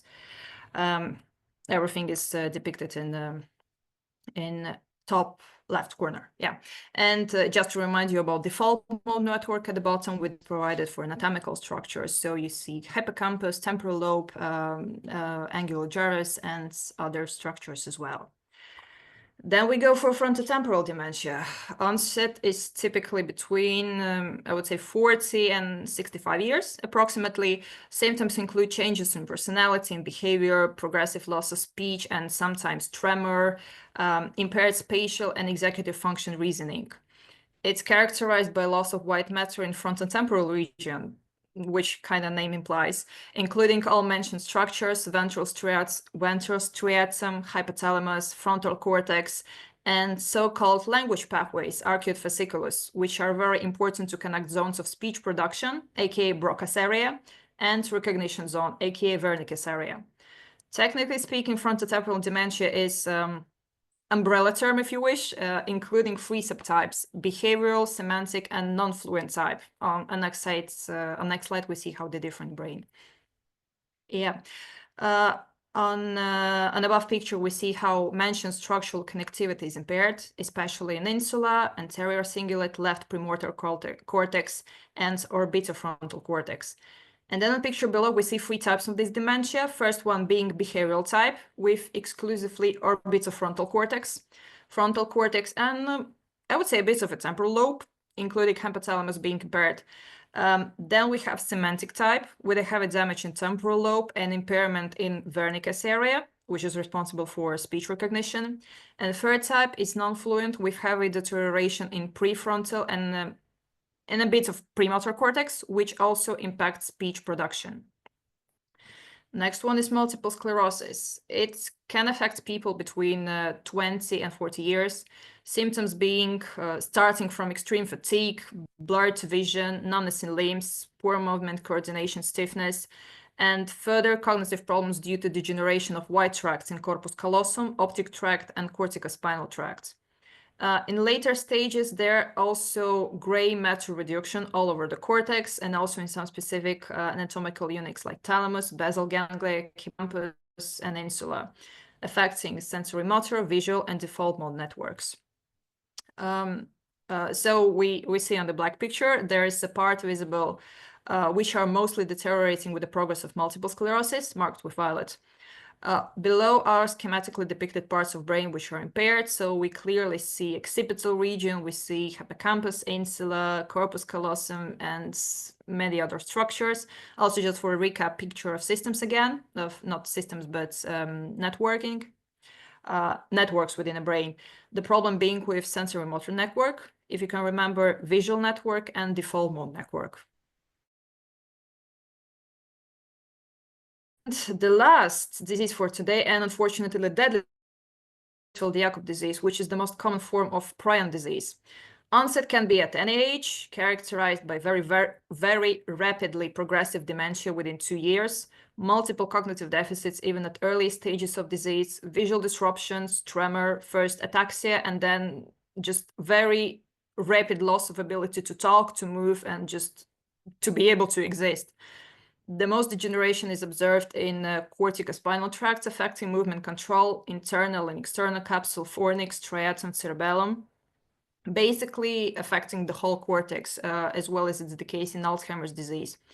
Affected part the most are limbic system, default network, frontoparietal network, dorsal and ventral attention network, and language network. And so again, we see those anatomical structures impaired in this disease on the black screen. We see impaired frontal lobe, internal capsule, and thalamus. As we remember, cerebellum is also impaired, but it's just not very visibly shown here. We see that also limbic system is impaired as well, including such anatomical units as hippocampus, amygdala, entorhinal cortex, hypothalamus, and others. And yeah, again, just to remind you of again of all of the brain networks. And as you can remember, we have disruptions in the fulmon network, frontoparietal network, and tension networks. But here, unfortunately, it's not depicted language network, but we can remember that this is prefrontal and premotor cortex responsible for speech production, connected by arcuate fasciculus to temporal lobe, responsible for speech production. And this is pretty much it. That was the large work, and thank you for your attention. How should I? Thanks, Ellen. So, any questions, comments?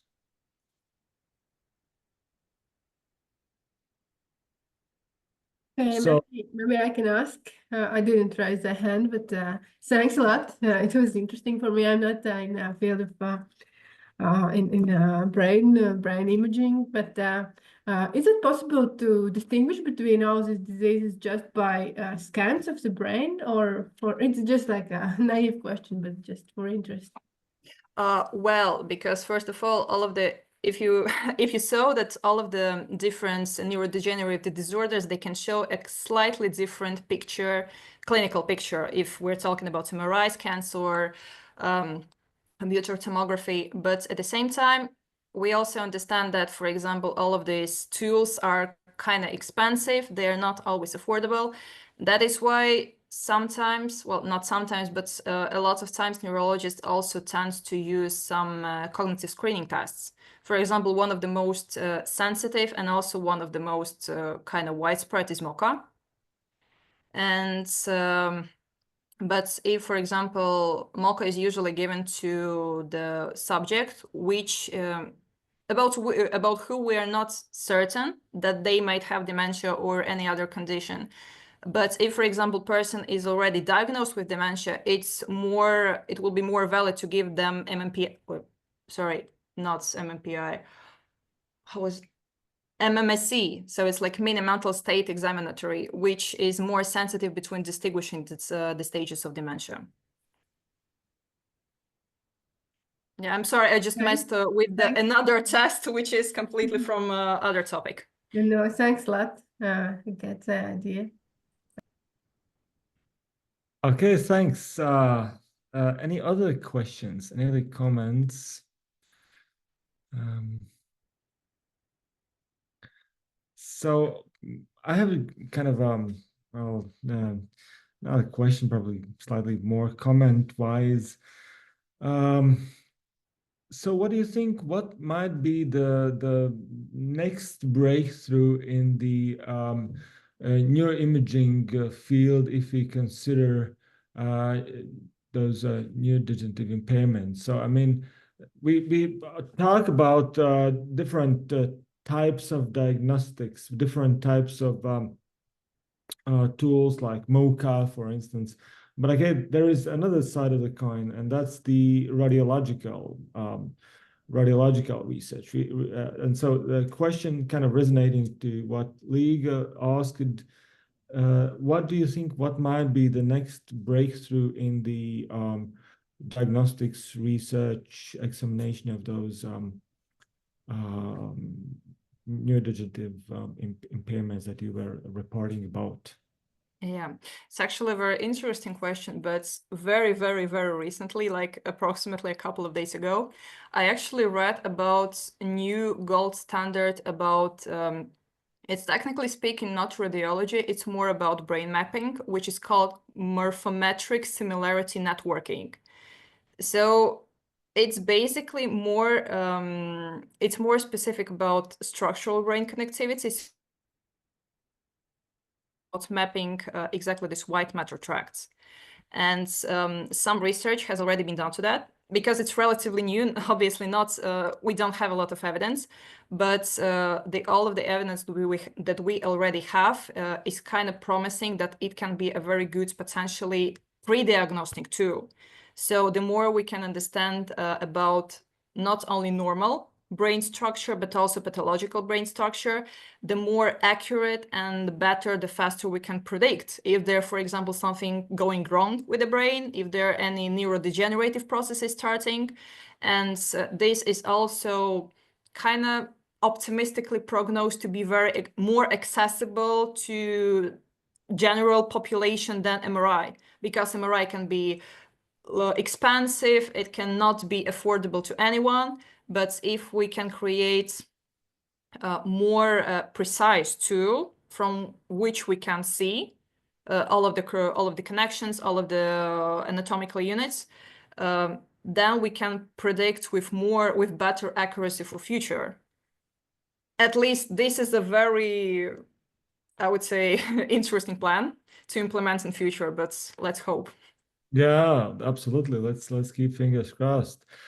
Thank you, Elin. That was very nice. I see there are no other questions, comments. Thank you so much. And now we are moving to the next presentation, and I'm delighted to welcome Marwan Babiker from Cognitive Ergonomics field. It's always nice to welcome colleagues from adjacent fields, not this sort of cognitive science and neuroscience, but also in the fields from the fields like cognitive ergonomics. And so Marwan and the group of his colleagues works on artificial intelligence impact on ergonomics, and he will present an overview about this really superb field of research. So Marwan, the floor is yours. Thank you so much, Prof. Yorgis, for this opportunity, and also thanks for the organizers for this great conference and meetings. Thanks also for our participants for enriching experience.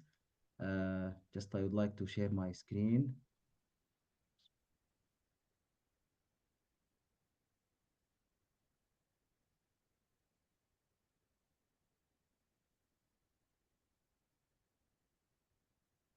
I'm happy today to present my paper about artificial intelligence impact on ergonomics, occupational health, workplace procedures in the line of advantages and drawbacks.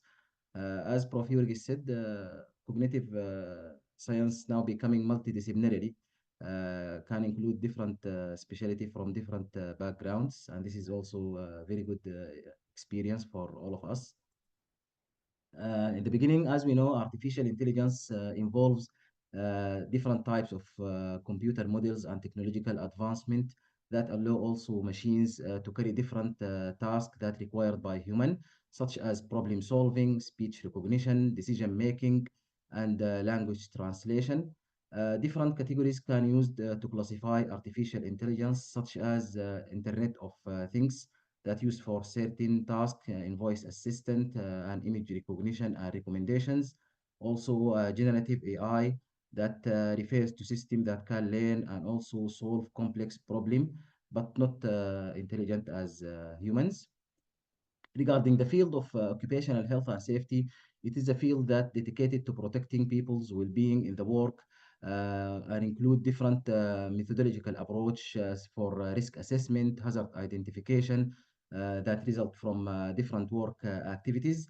The key objectives of this field of occupational safety and health to avoid the work-related and occupational diseases, injuries, and fatalities, to provide workplace and health promotion for all the employee through mental, social, and physical well-being, Currently, artificial intelligence make it possible for to monitor these hazards and make risk assessment through proactive approach, and also improve the preventive measures to enhance safety for workplace procedures and promotion of a holistic approach to worker welfare that bring paradigm shift in occupational safety and health with the greater accuracy and efficiency in different categories.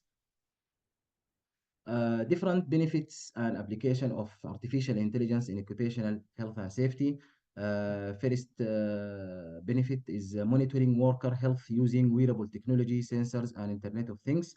Through wearable technology and sensors, we can also track several health indicators such as vital signs for the employee, number of steps taking, sleeping pattern and irregularity of sleep, detect any signs of exhaustion or stress, and also alert co-workers and managers for any health hazards or emergencies detected. Through Internet of Things, which is considered as a network of physically connected systems, objects, and gadgets that exchange information. These help together and share data about workplace integration, variety of sensors or smart devices into infrastructures.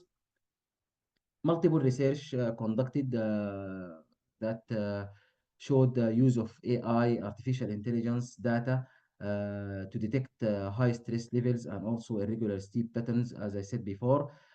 Also provide wellness initiatives such as customized exercise regimen and stress reduction seminars to promote also general well-being of the workers.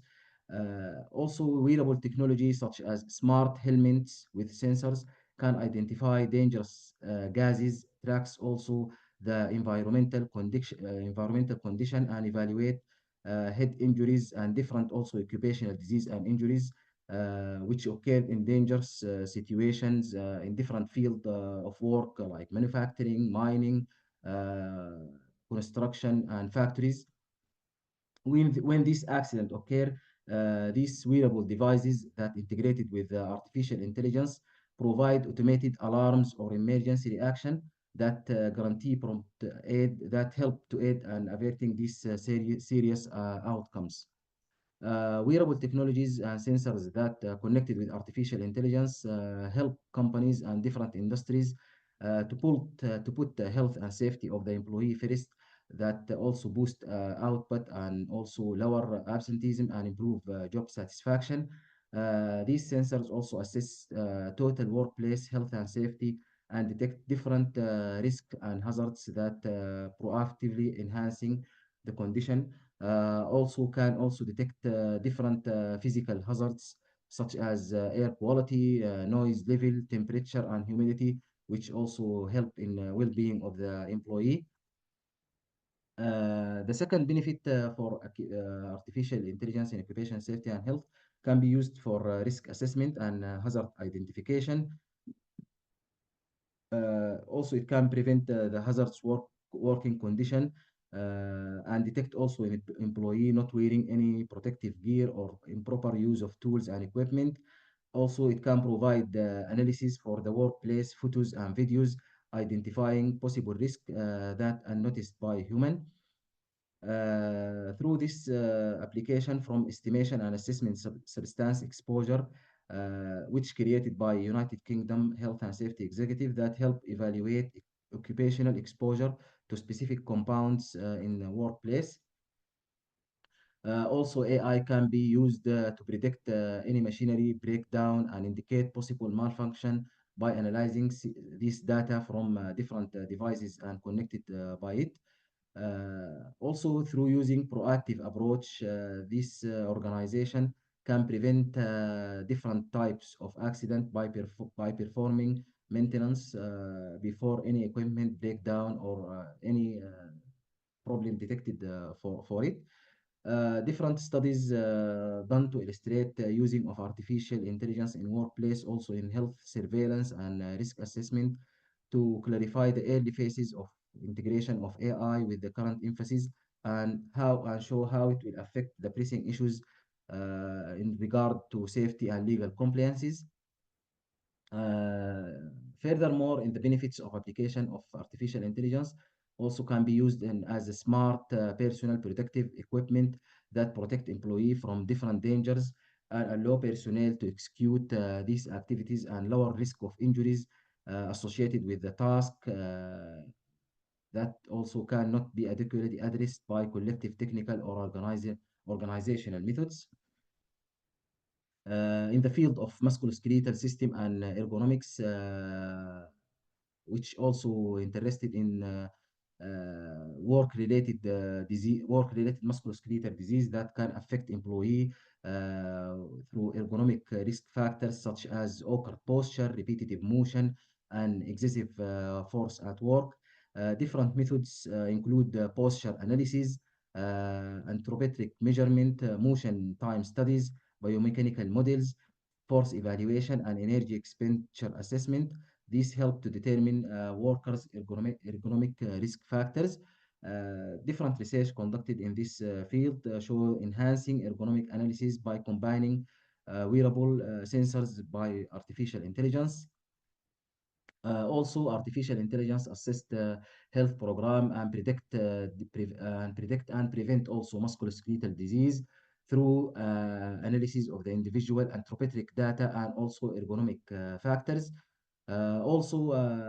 This wearable technology connected by artificial intelligence technology assess employee body postures and motions and help to identify movement and also posture that can be dangerous for the employee and affect the health for the employee related to the work.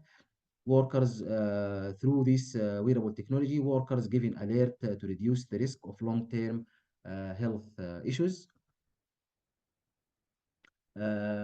Furthermore, artificial intelligence powered safety audits for occupational and healthy compliance through this technology that guaranteeing that employee follow safety regulation and reduce legal risk and foster a compliance culture. This help to keeping eye on employee location, monitoring vital signs, warning employee of environmental dangers that can also affect the work and also affect the health of the employee, giving also remote workers correct information and data related to the work exposure and also the work audits and investigation, also lowering possibility of physical harm and improving staff training and awareness about any problem related to the workplace.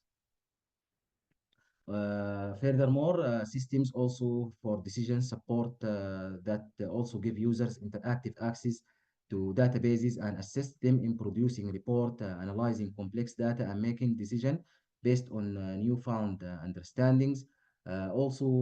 These methods help managers and executives make well-informed decision and also support decision making in different varieties of industries through utilizing these methods that include data mining, machine learning, and also natural language processing.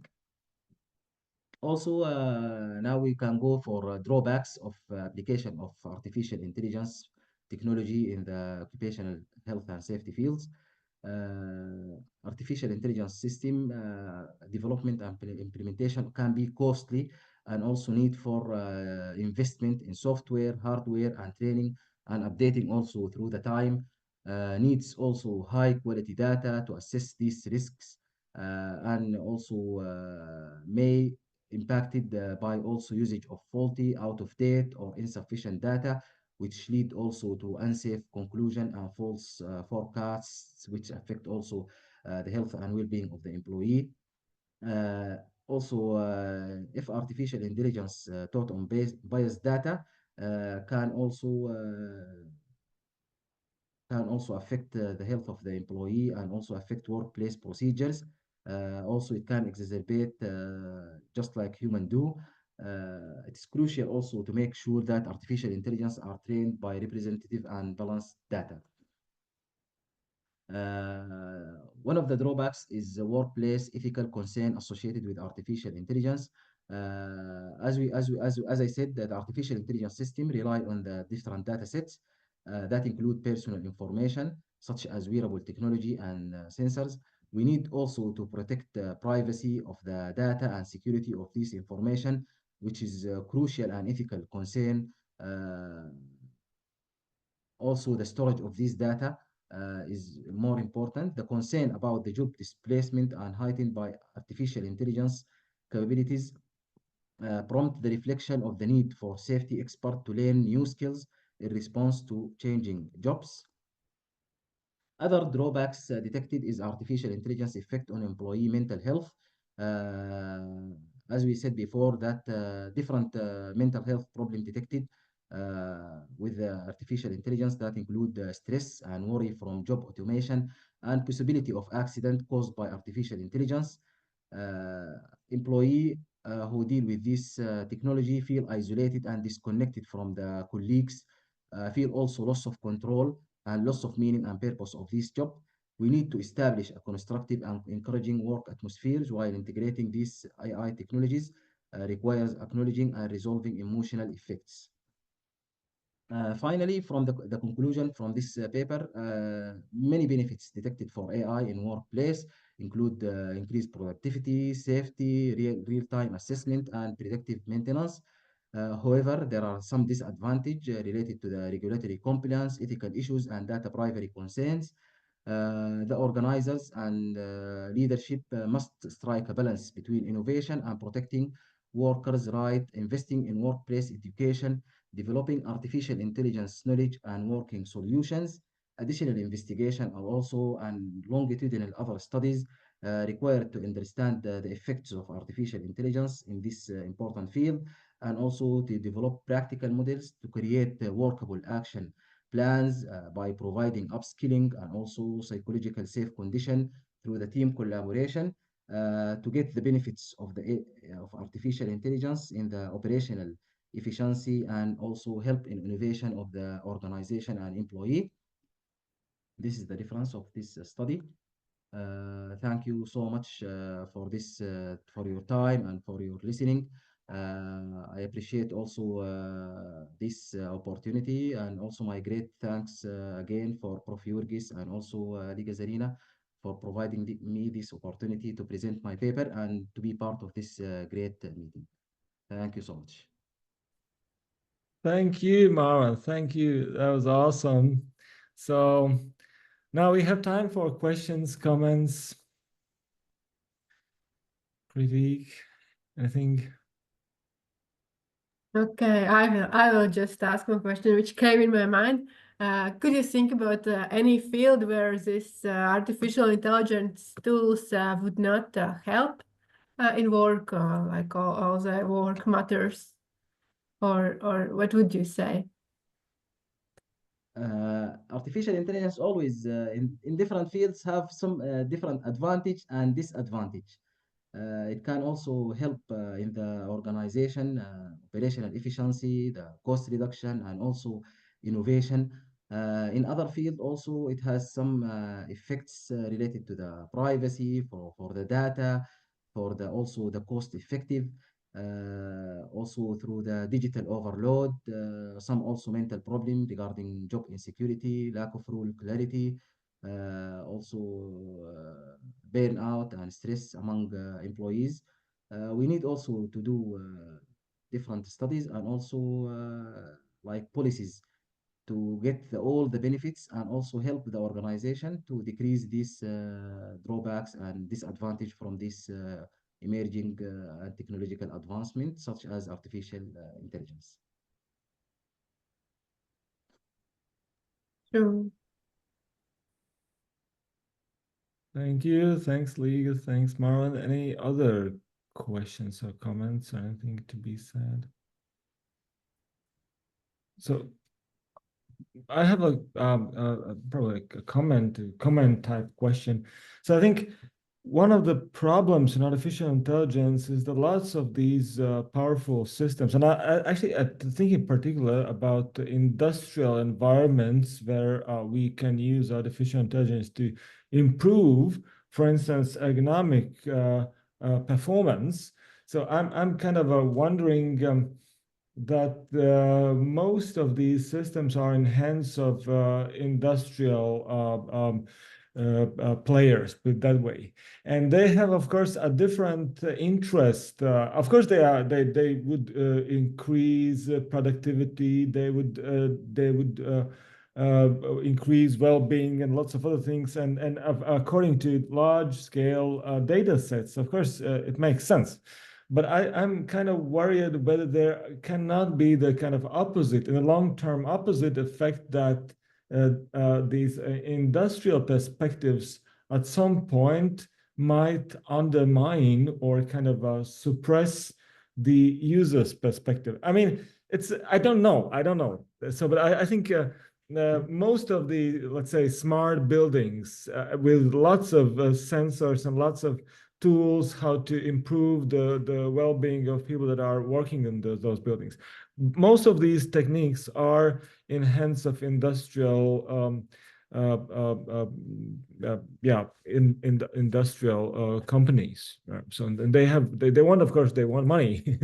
So I think if we to put it that way, I think if we talk about artificial intelligence, we are thinking from research perspective with the idea that the research and scientific rationality will drive those solutions. But sometimes actually there might be industrial interest behind it, and that's a slightly different story. I don't know, what would you tell about this from as an expert in economics field?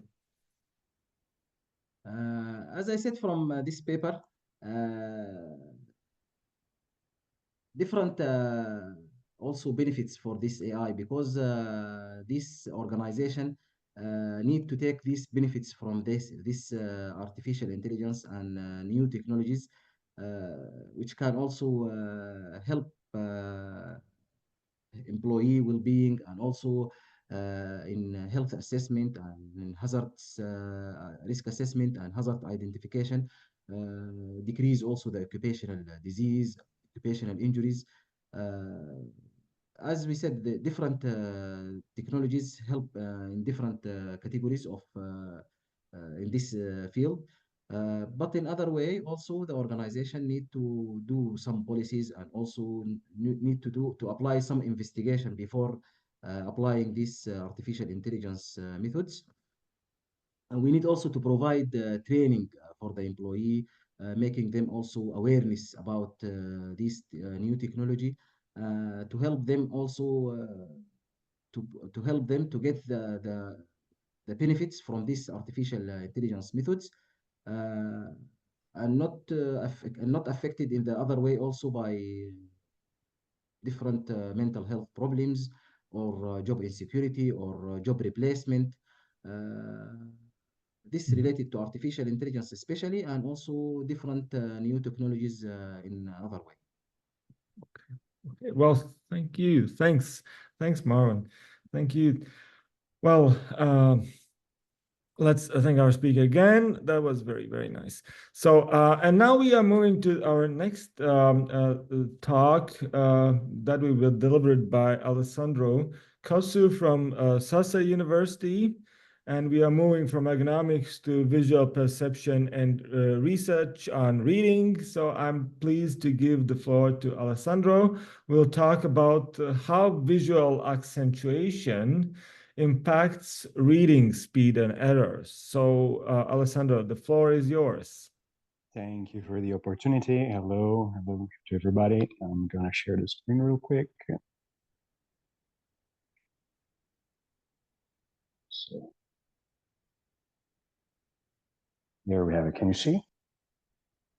No, we can see you, but we cannot see the screen. Okay. So this is the first time that I'm actually using Zoom, so it calls for technical difficulties. There's a kind of upwards pointing arrow. Yep.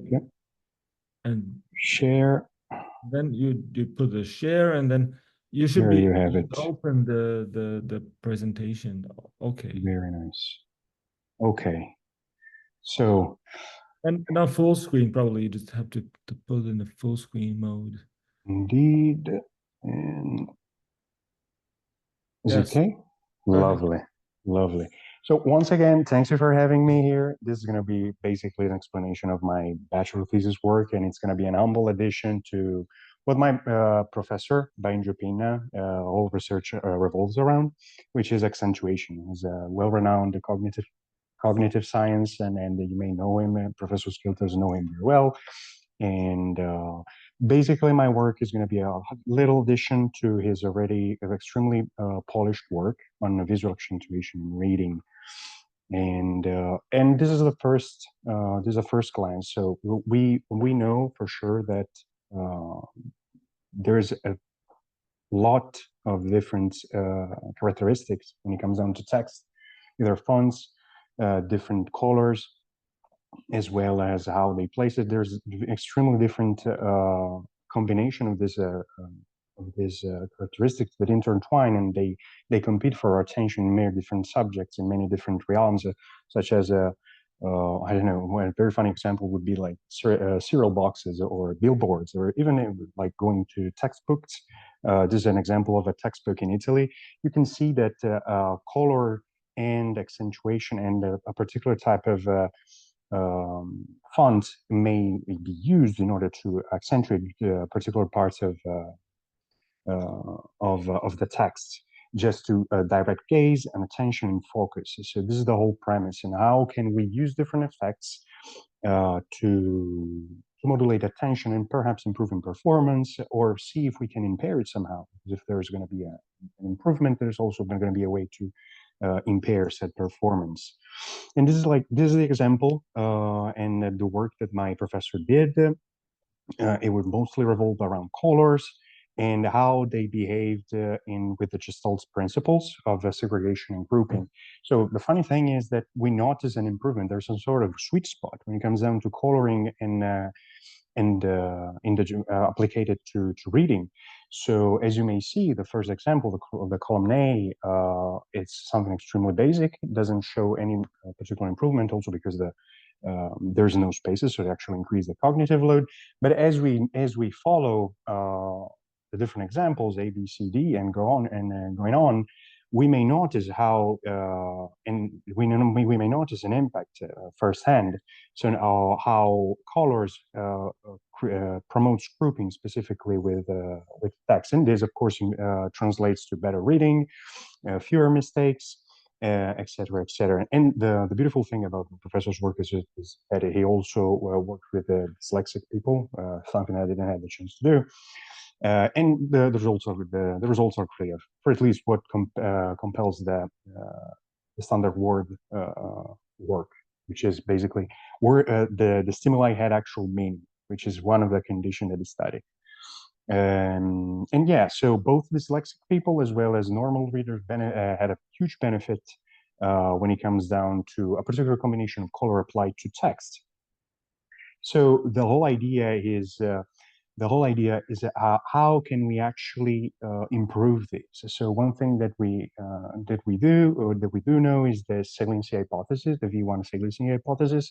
So how can we move further from color and use accentuation in order to furtherly increment improvements in reading, as well as comprehension, which is what my professor did. So we shifted from color-based accentuation to polar contrast, which is the black and white. The very reason why we print black on white. And this was the whole premise of the work, to see how polar contrast behaves in comparison to other type of stimuli, which is a letter stimuli and a dot stimuli. So basically, we would apply a dot or a letter. These two would be accentuated in different part of the text, in different part of the words. Further on, I'm going to give an example just to clear up the mind. So we imagine some sort of a hierarchy when it comes down to for this effect, for the potency of this effect. So of course, if we have the V1 saliency hypothesis, we must presume that also because it's been proven right by previous work, it must be on top of the chart in terms of potency. And then later on, we would discuss, like, we would change how the accentuation worked in the words itself, so to see if we get to view a different performance impacts. And basically what we did is we took 30 subjects, we created a basic text, a stimuli, and we presented to these two groups a non-spaced variant, so without actual spacing, and a space group, which basically served as control. And what we did is we created a poem, which, by the way, was very hard to read, and recreated 12 stimuli with the same components of the text. So at first I was losing my mind trying to create some sort of combination matrix to actually create 12 stimuli completely different. But at the end of the day, I just moved to slot machine mechanics, where like the extremes of the text would shift either upwards or downwards in order to create a completely new, unique word, sentence and verse that would later be mixed up in the stimuli. And this would create what is basically 12 condition. 12 condition that we examine in each group, which is basically where, first of all, polar contrast against color. That's why you see a white combination of stimuli and a red combination of stimuli. And this would be later on be divided into, again, either the position would change the position or the kind of stimulus, so a dot or a letter. And this created 12 stimuli plus a control stimuli that was applied to each, there was a view in each group. And about the results, so we checked for both reading time and mistakes. What can we see? First of all, is that a quick glance at the results may indicate that polar contrast may not be that efficient when it comes down to actual reading performance, but actual position is much more stronger. And this is just a quick glance to the results, and that examine each and every stimuli and in its reading time and mistakes for average. And of course, the space condition being a control variant didn't showcase that much of results, as it basically represents basic text. So we didn't, in first place, we didn't expect to see that much of a potency of effects.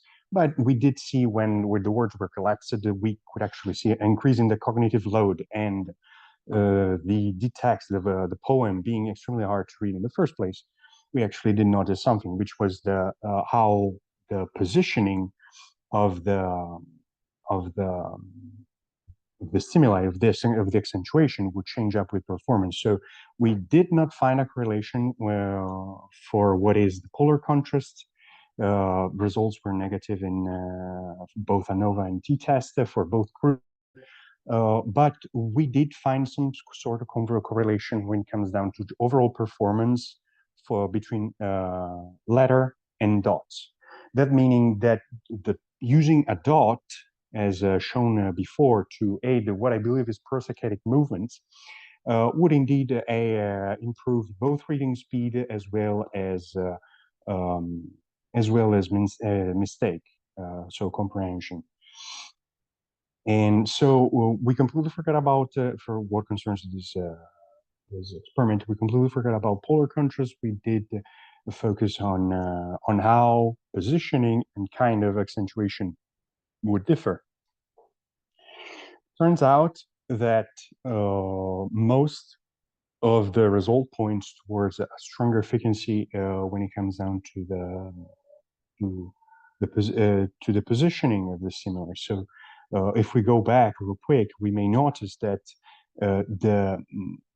if the accentuation is moved at the start of the word or at the end of the word, especially for the collapsed words stimuli, it would actually aid in reading time and comprehension, as it would direct the saccadic eye movement towards either the start or the end of a particular word. And so basically, of course, we also did use a control for each for each group that was showcased in here.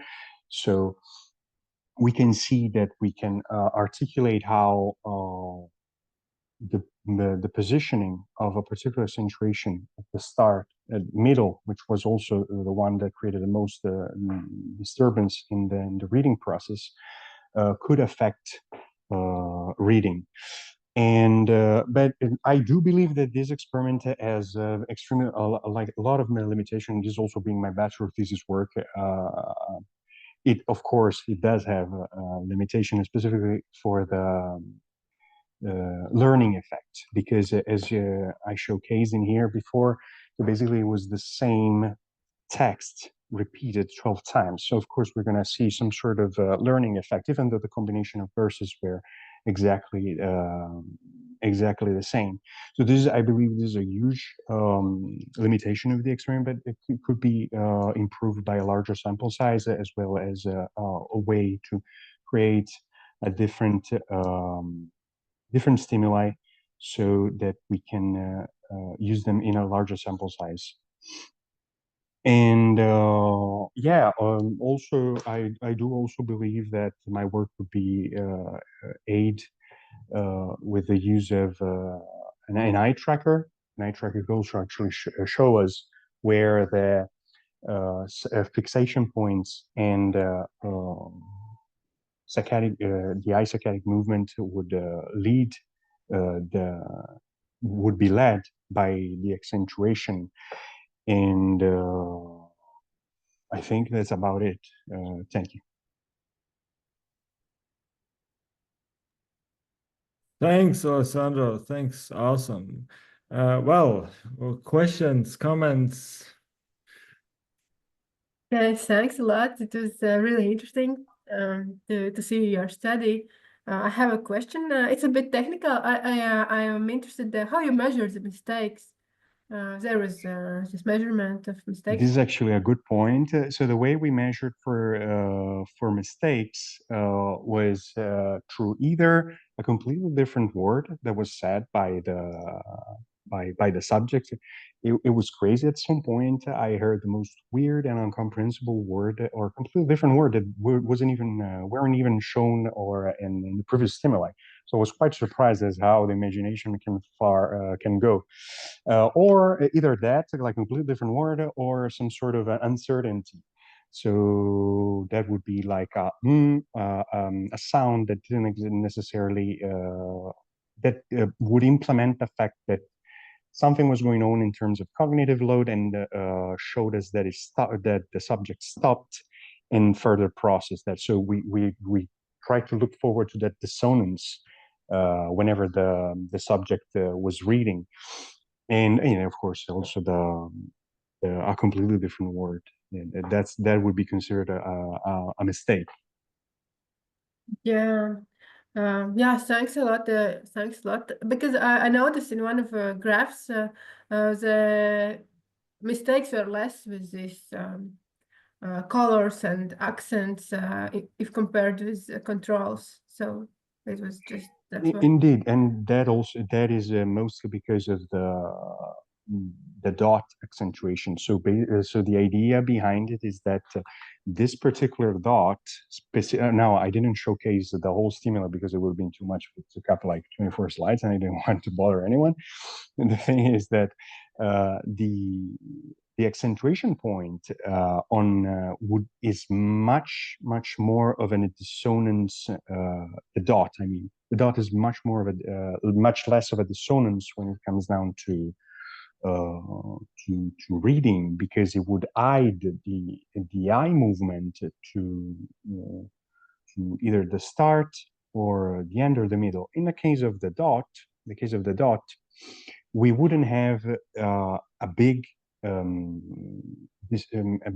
to say, I don't know how to put it, a great block, because if you put the accentuation type exactly in the text, you're going to get much of a response. And this is also what we found out, that letters are extremely good at disturbing, but they're not that good at aiding. So as a general effect, dots Doesn't matter the color contrast, apparently it didn't show to be relevant, but dots have the capacity to direct this, what I believe are prosaccadic movement, happens every time when reading, and do not create disturbance as letter do.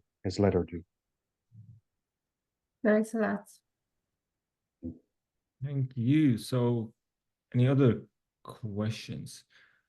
Just a brief clarification. So the most efficient way is to accentuate the first letter, right? Instead of doing the point accentuation, dot accentuation, right? The dot accentuation showed up after testing to give a general benefit effect in all conditions, so start or middle or end of each word was placed in such cases.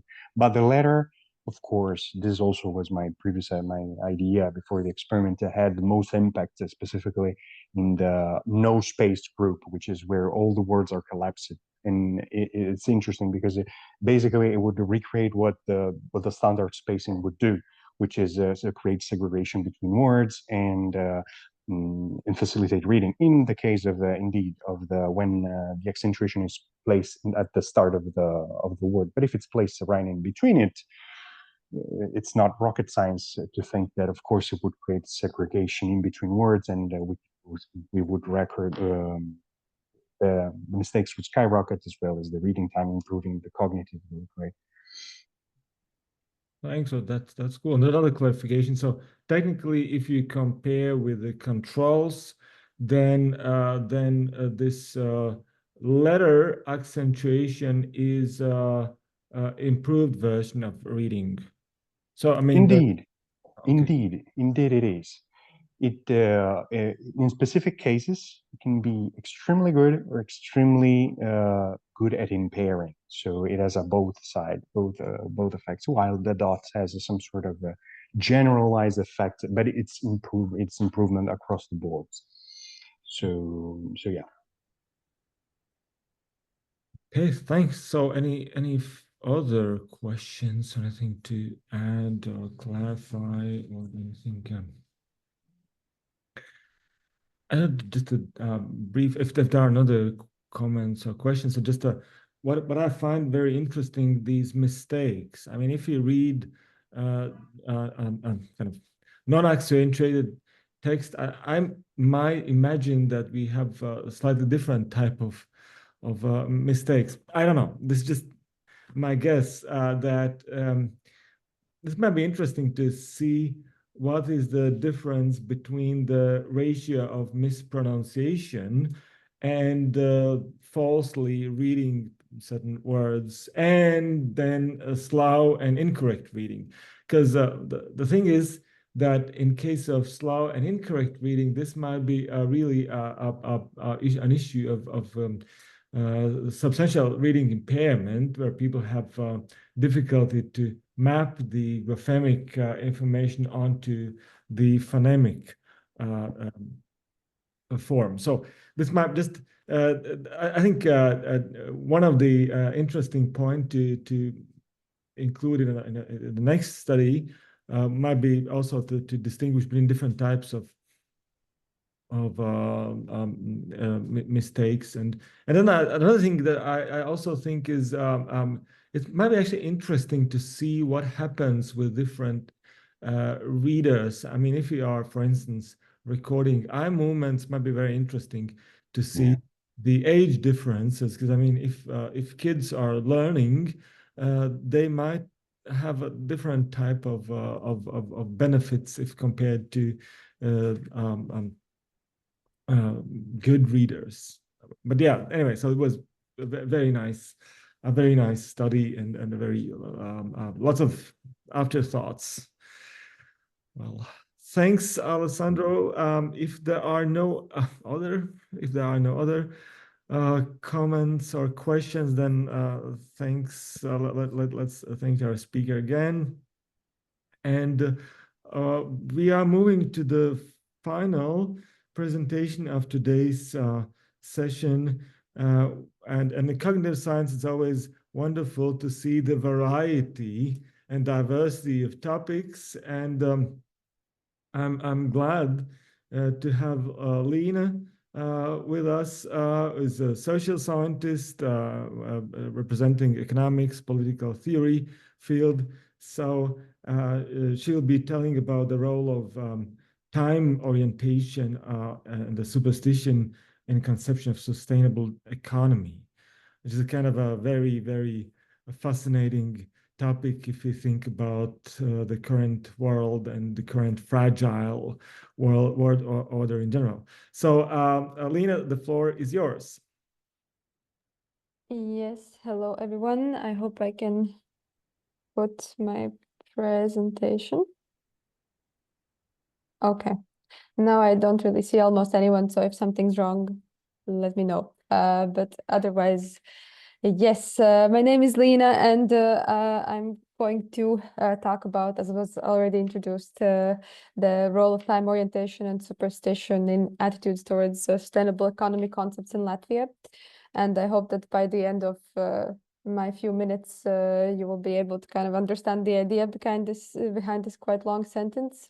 And yeah, I will already make a disclaimer that I am rather in the early parts of my research. So today I'll be explaining to you the introduction, research question, theoretical framework, my hypotheses, and shortly the methodological approach. But I have not really done the most interesting parts, namely results and findings. So I unfortunately cannot tell you those in this early stage. But to jump more into the topic, by now we do know that human activities are the dominant cause of most environmental hazards, whether we think about climate change or biodiversity loss, ocean acidification or any other. We know that humans kind of are the main ones to blame for that. And when we're thinking about transitioning to more sustainable way of living, we realize that our new economic systems will need to both stay within these planetary boundaries, so kind of not have such a harsh impact on the environment, but simultaneously also provide all the basic needs for all 8 billion people on the planet. So there's quite some research and theories and strategies how we should switch to this sustainable economy. And people who research this transition specifically, they find that the individuals are expected to also play quite a big role there, just as inhabitants, as employees and employers, consumers, and just members of civil society. Individuals are important, and therefore I'm also quite interested in looking at individuals and their attitudes towards sustainable economy concepts. And yeah, basically there's quite a lot of things that could influence a person's attitude towards sustainable economy concepts. And even some scholars say that the model is too complex to kind of be summarized into one specific framework on what shapes the attitudes and what shapes, let's say, pro-environmental behavior. But nevertheless, there's many things that have already been researched, such as socioeconomic status, education level, gender, age.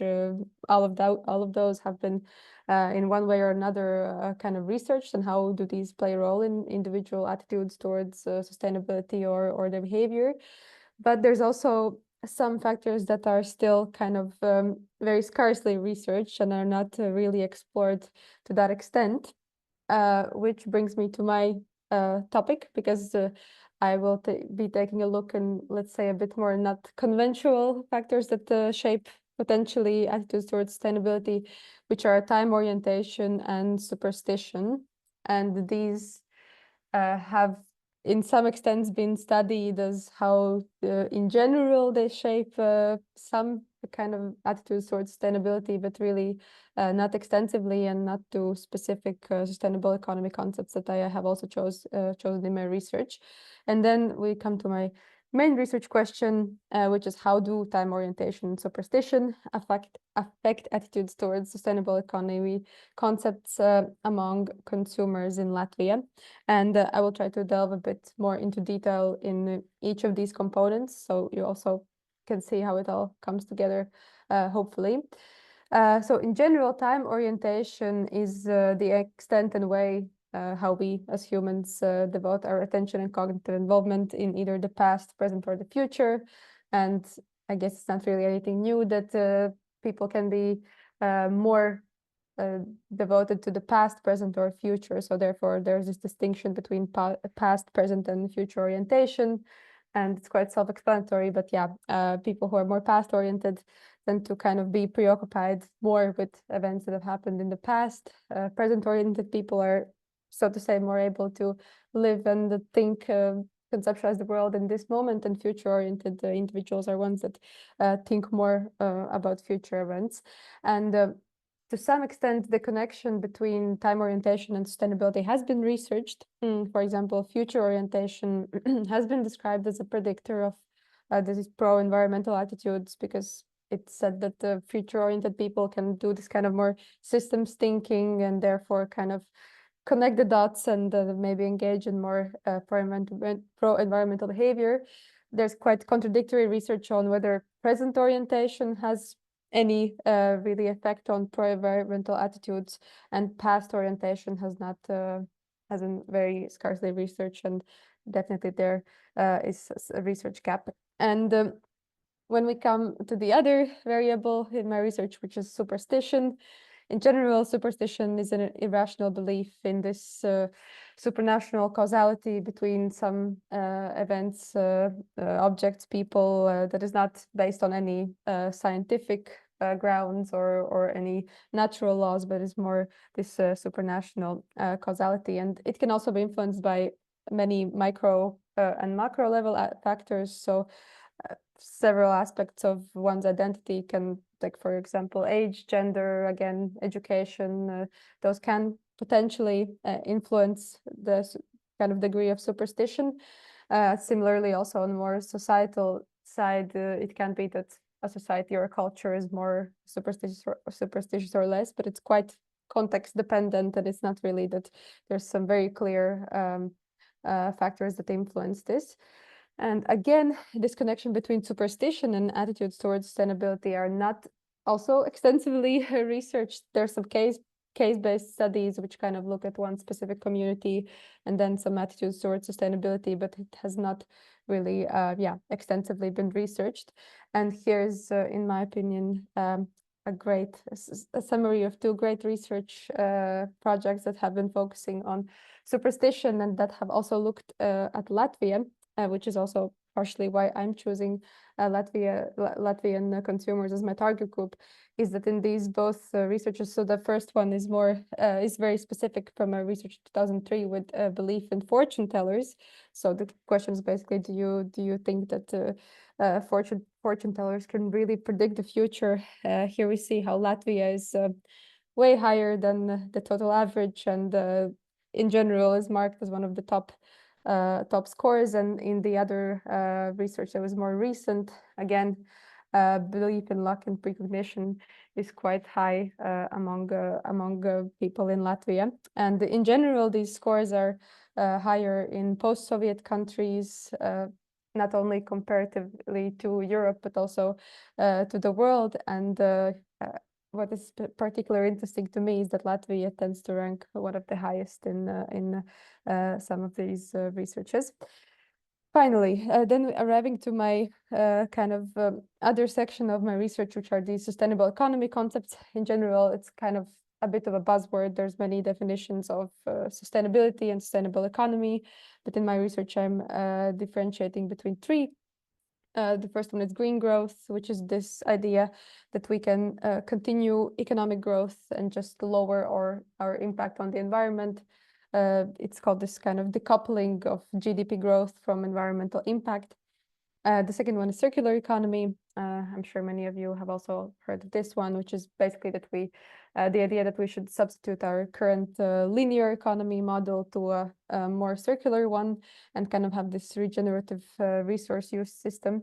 And lastly, degrowth is kind of like an alternative conceptualization that says that we should actually take the well-being of people and the well-being of planet as the core focus of our market orientation, and only then kind of look at other indicators such as economic growth as we know it now.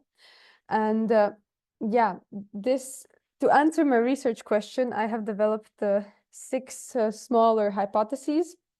So the first 3 relate to time orientation and attitudes towards sustainable economy concepts, and the latter 3 relate to superstition and attitudes towards these sustainable economy concepts. And as you can see, some I hypothesize to be associated with positive attitudes towards sustainable economy concepts, such as future orientation and present orientation. And some I am hypothesizing to be a bit more negatively affected, to have a negative effect on attitudes towards sustainability, such as past orientation. And nevertheless, these hypotheses have been developed I have developed them basing on the previous research that has been done. And again, there's not like extensive amounts of literature that kind of would be the basis of these.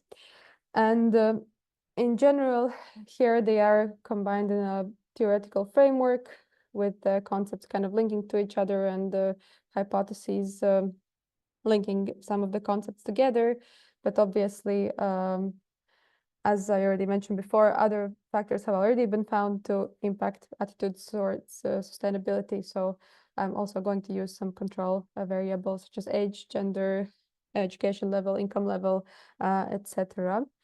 And yeah, in general, what my method is going to be, it's going to be a survey. And as I already mentioned before, the target group will be economically active people in Latvia, so consumers in Latvia. And then later to analyze the data, I'll use structural equation modeling. And already, even before kind of finalizing my methods and the results and all the rest, I can already assume some limitations that often come with surveys, such as sampling bias and self-reported data. And in this particular research, it could be that a particularly high basis is on the confounding variables, and maybe potentially it could be difficult to tell whether the not conventional variables that I have chosen actually have an effect on these attitudes towards sustainable economy concepts. So shortly, here I put a few references, but this is all from my side. Again, I cannot now present any results that could make this story a bit more interesting. So here I am only with the theoretical part, but I'll be happy to answer any questions or critique if you have anything before I actually conduct my practical part of my research. Thank you. Thank you so much, Lena. Thanks. So now it's time for questions, comments. Okay. I have thanks also a lot for this topic. It was nice to find out more about that. But maybe you can comment on what could be the confounding variables for the superstition or mystical like type of beliefs which we supposed to have here in Latvia. You mean like in general for superstition, what could be some influencing factors? Yeah. Yeah, those ones which we maybe we would not know, but we would assume that they are somehow like a founding. It's actually quite interesting because there's in research, for example, in research that has been done before, it's many of these factors are not really consistently showing up. For example, the one with income level, one might think that people, or like some research actually does show that people who, for example, have lower income could be ones that kind of rely on this a bit more magical explanations or hope or something for their lives. So it could be like, okay, well then it must be that people with some sort of lower income could be more kind of ones that are superstitious. But also there's research that shows that people with higher income actually who kind of maybe they're just in some other ways a bit more disconnected with the world, or just people who kind of live in their some sort of bubbles could still be subjected to this superstition. So it's many kind of variables show up on kind of influencing superstition that are, it's basically what I'm trying to say is that it's not very consistent, and anything can kind of, different research shows different factors as contributing. But there are some similarities, but they're mainly a bit more in small, like I said, it can be different from culture. So maybe one culture, it's one factor that influences it, and another, it's a slightly different one. So unfortunately, I cannot give like a very straight up answer to this question. Okay, thanks. So we have a question from Dr. Intezielen. I don't have a question. I just have a comment that Atus Utinants studied magical thinking in medical students, and he found out that even about half of medicine students have magical thinking. So Yeah, that's a really good comment. Yeah, and if you are interested, you can find his work if you search in this space. Thank you. Yeah, I'll write it down for sure. But yeah, this is again that it's not only, for example, lower education that definitely would be a predictor of superstition, or some research also looks at human development index when comparing countries. But then again, it's not like only countries with high human development index or only countries with low. It's kind of a bit, many outliers. So yeah, quite interesting. Okay, there is a question from Marvin. Thank you, Lina, for this nice presentation. Just I have one inquiry about how is the concept of time orientation related to the concept of sustainable economy? Very good question. That's kind of what I will try to look at in my research. But how it has been researched before is that there is this idea. So sustainable economy supposedly is linked to transforming our current economic systems to kind of new economic systems. So what other research has found is, as I mentioned, this future orientation. So the capacity to think about the future, to kind of forecast, to envision how we would like the future to be, is kind of one of the factors here. So what other research has found is that this future orientation, the ability to kind of think in systems, and often also that comes with kind of high moral value to act also alongside of what you're thinking. So that is one connection that has been made. And on the contrary, potentially past-oriented thinking could not be maybe so associated with thinking about how to change our current economic systems or how to make them more sustainable. But yeah, this time orientation has not really been extensively researched among the Latvian population, so it is a bit difficult to say now. But in general, that's the simple idea, is that if you are able to think about the future, then you might also act towards it, you know. So, but yeah, that's more still on the hypothesis level for me, and I cannot really say anything definite now. You mean that we can reflect on time as a resource? Can we reflect the time as a resource? And how do you mean as a resource?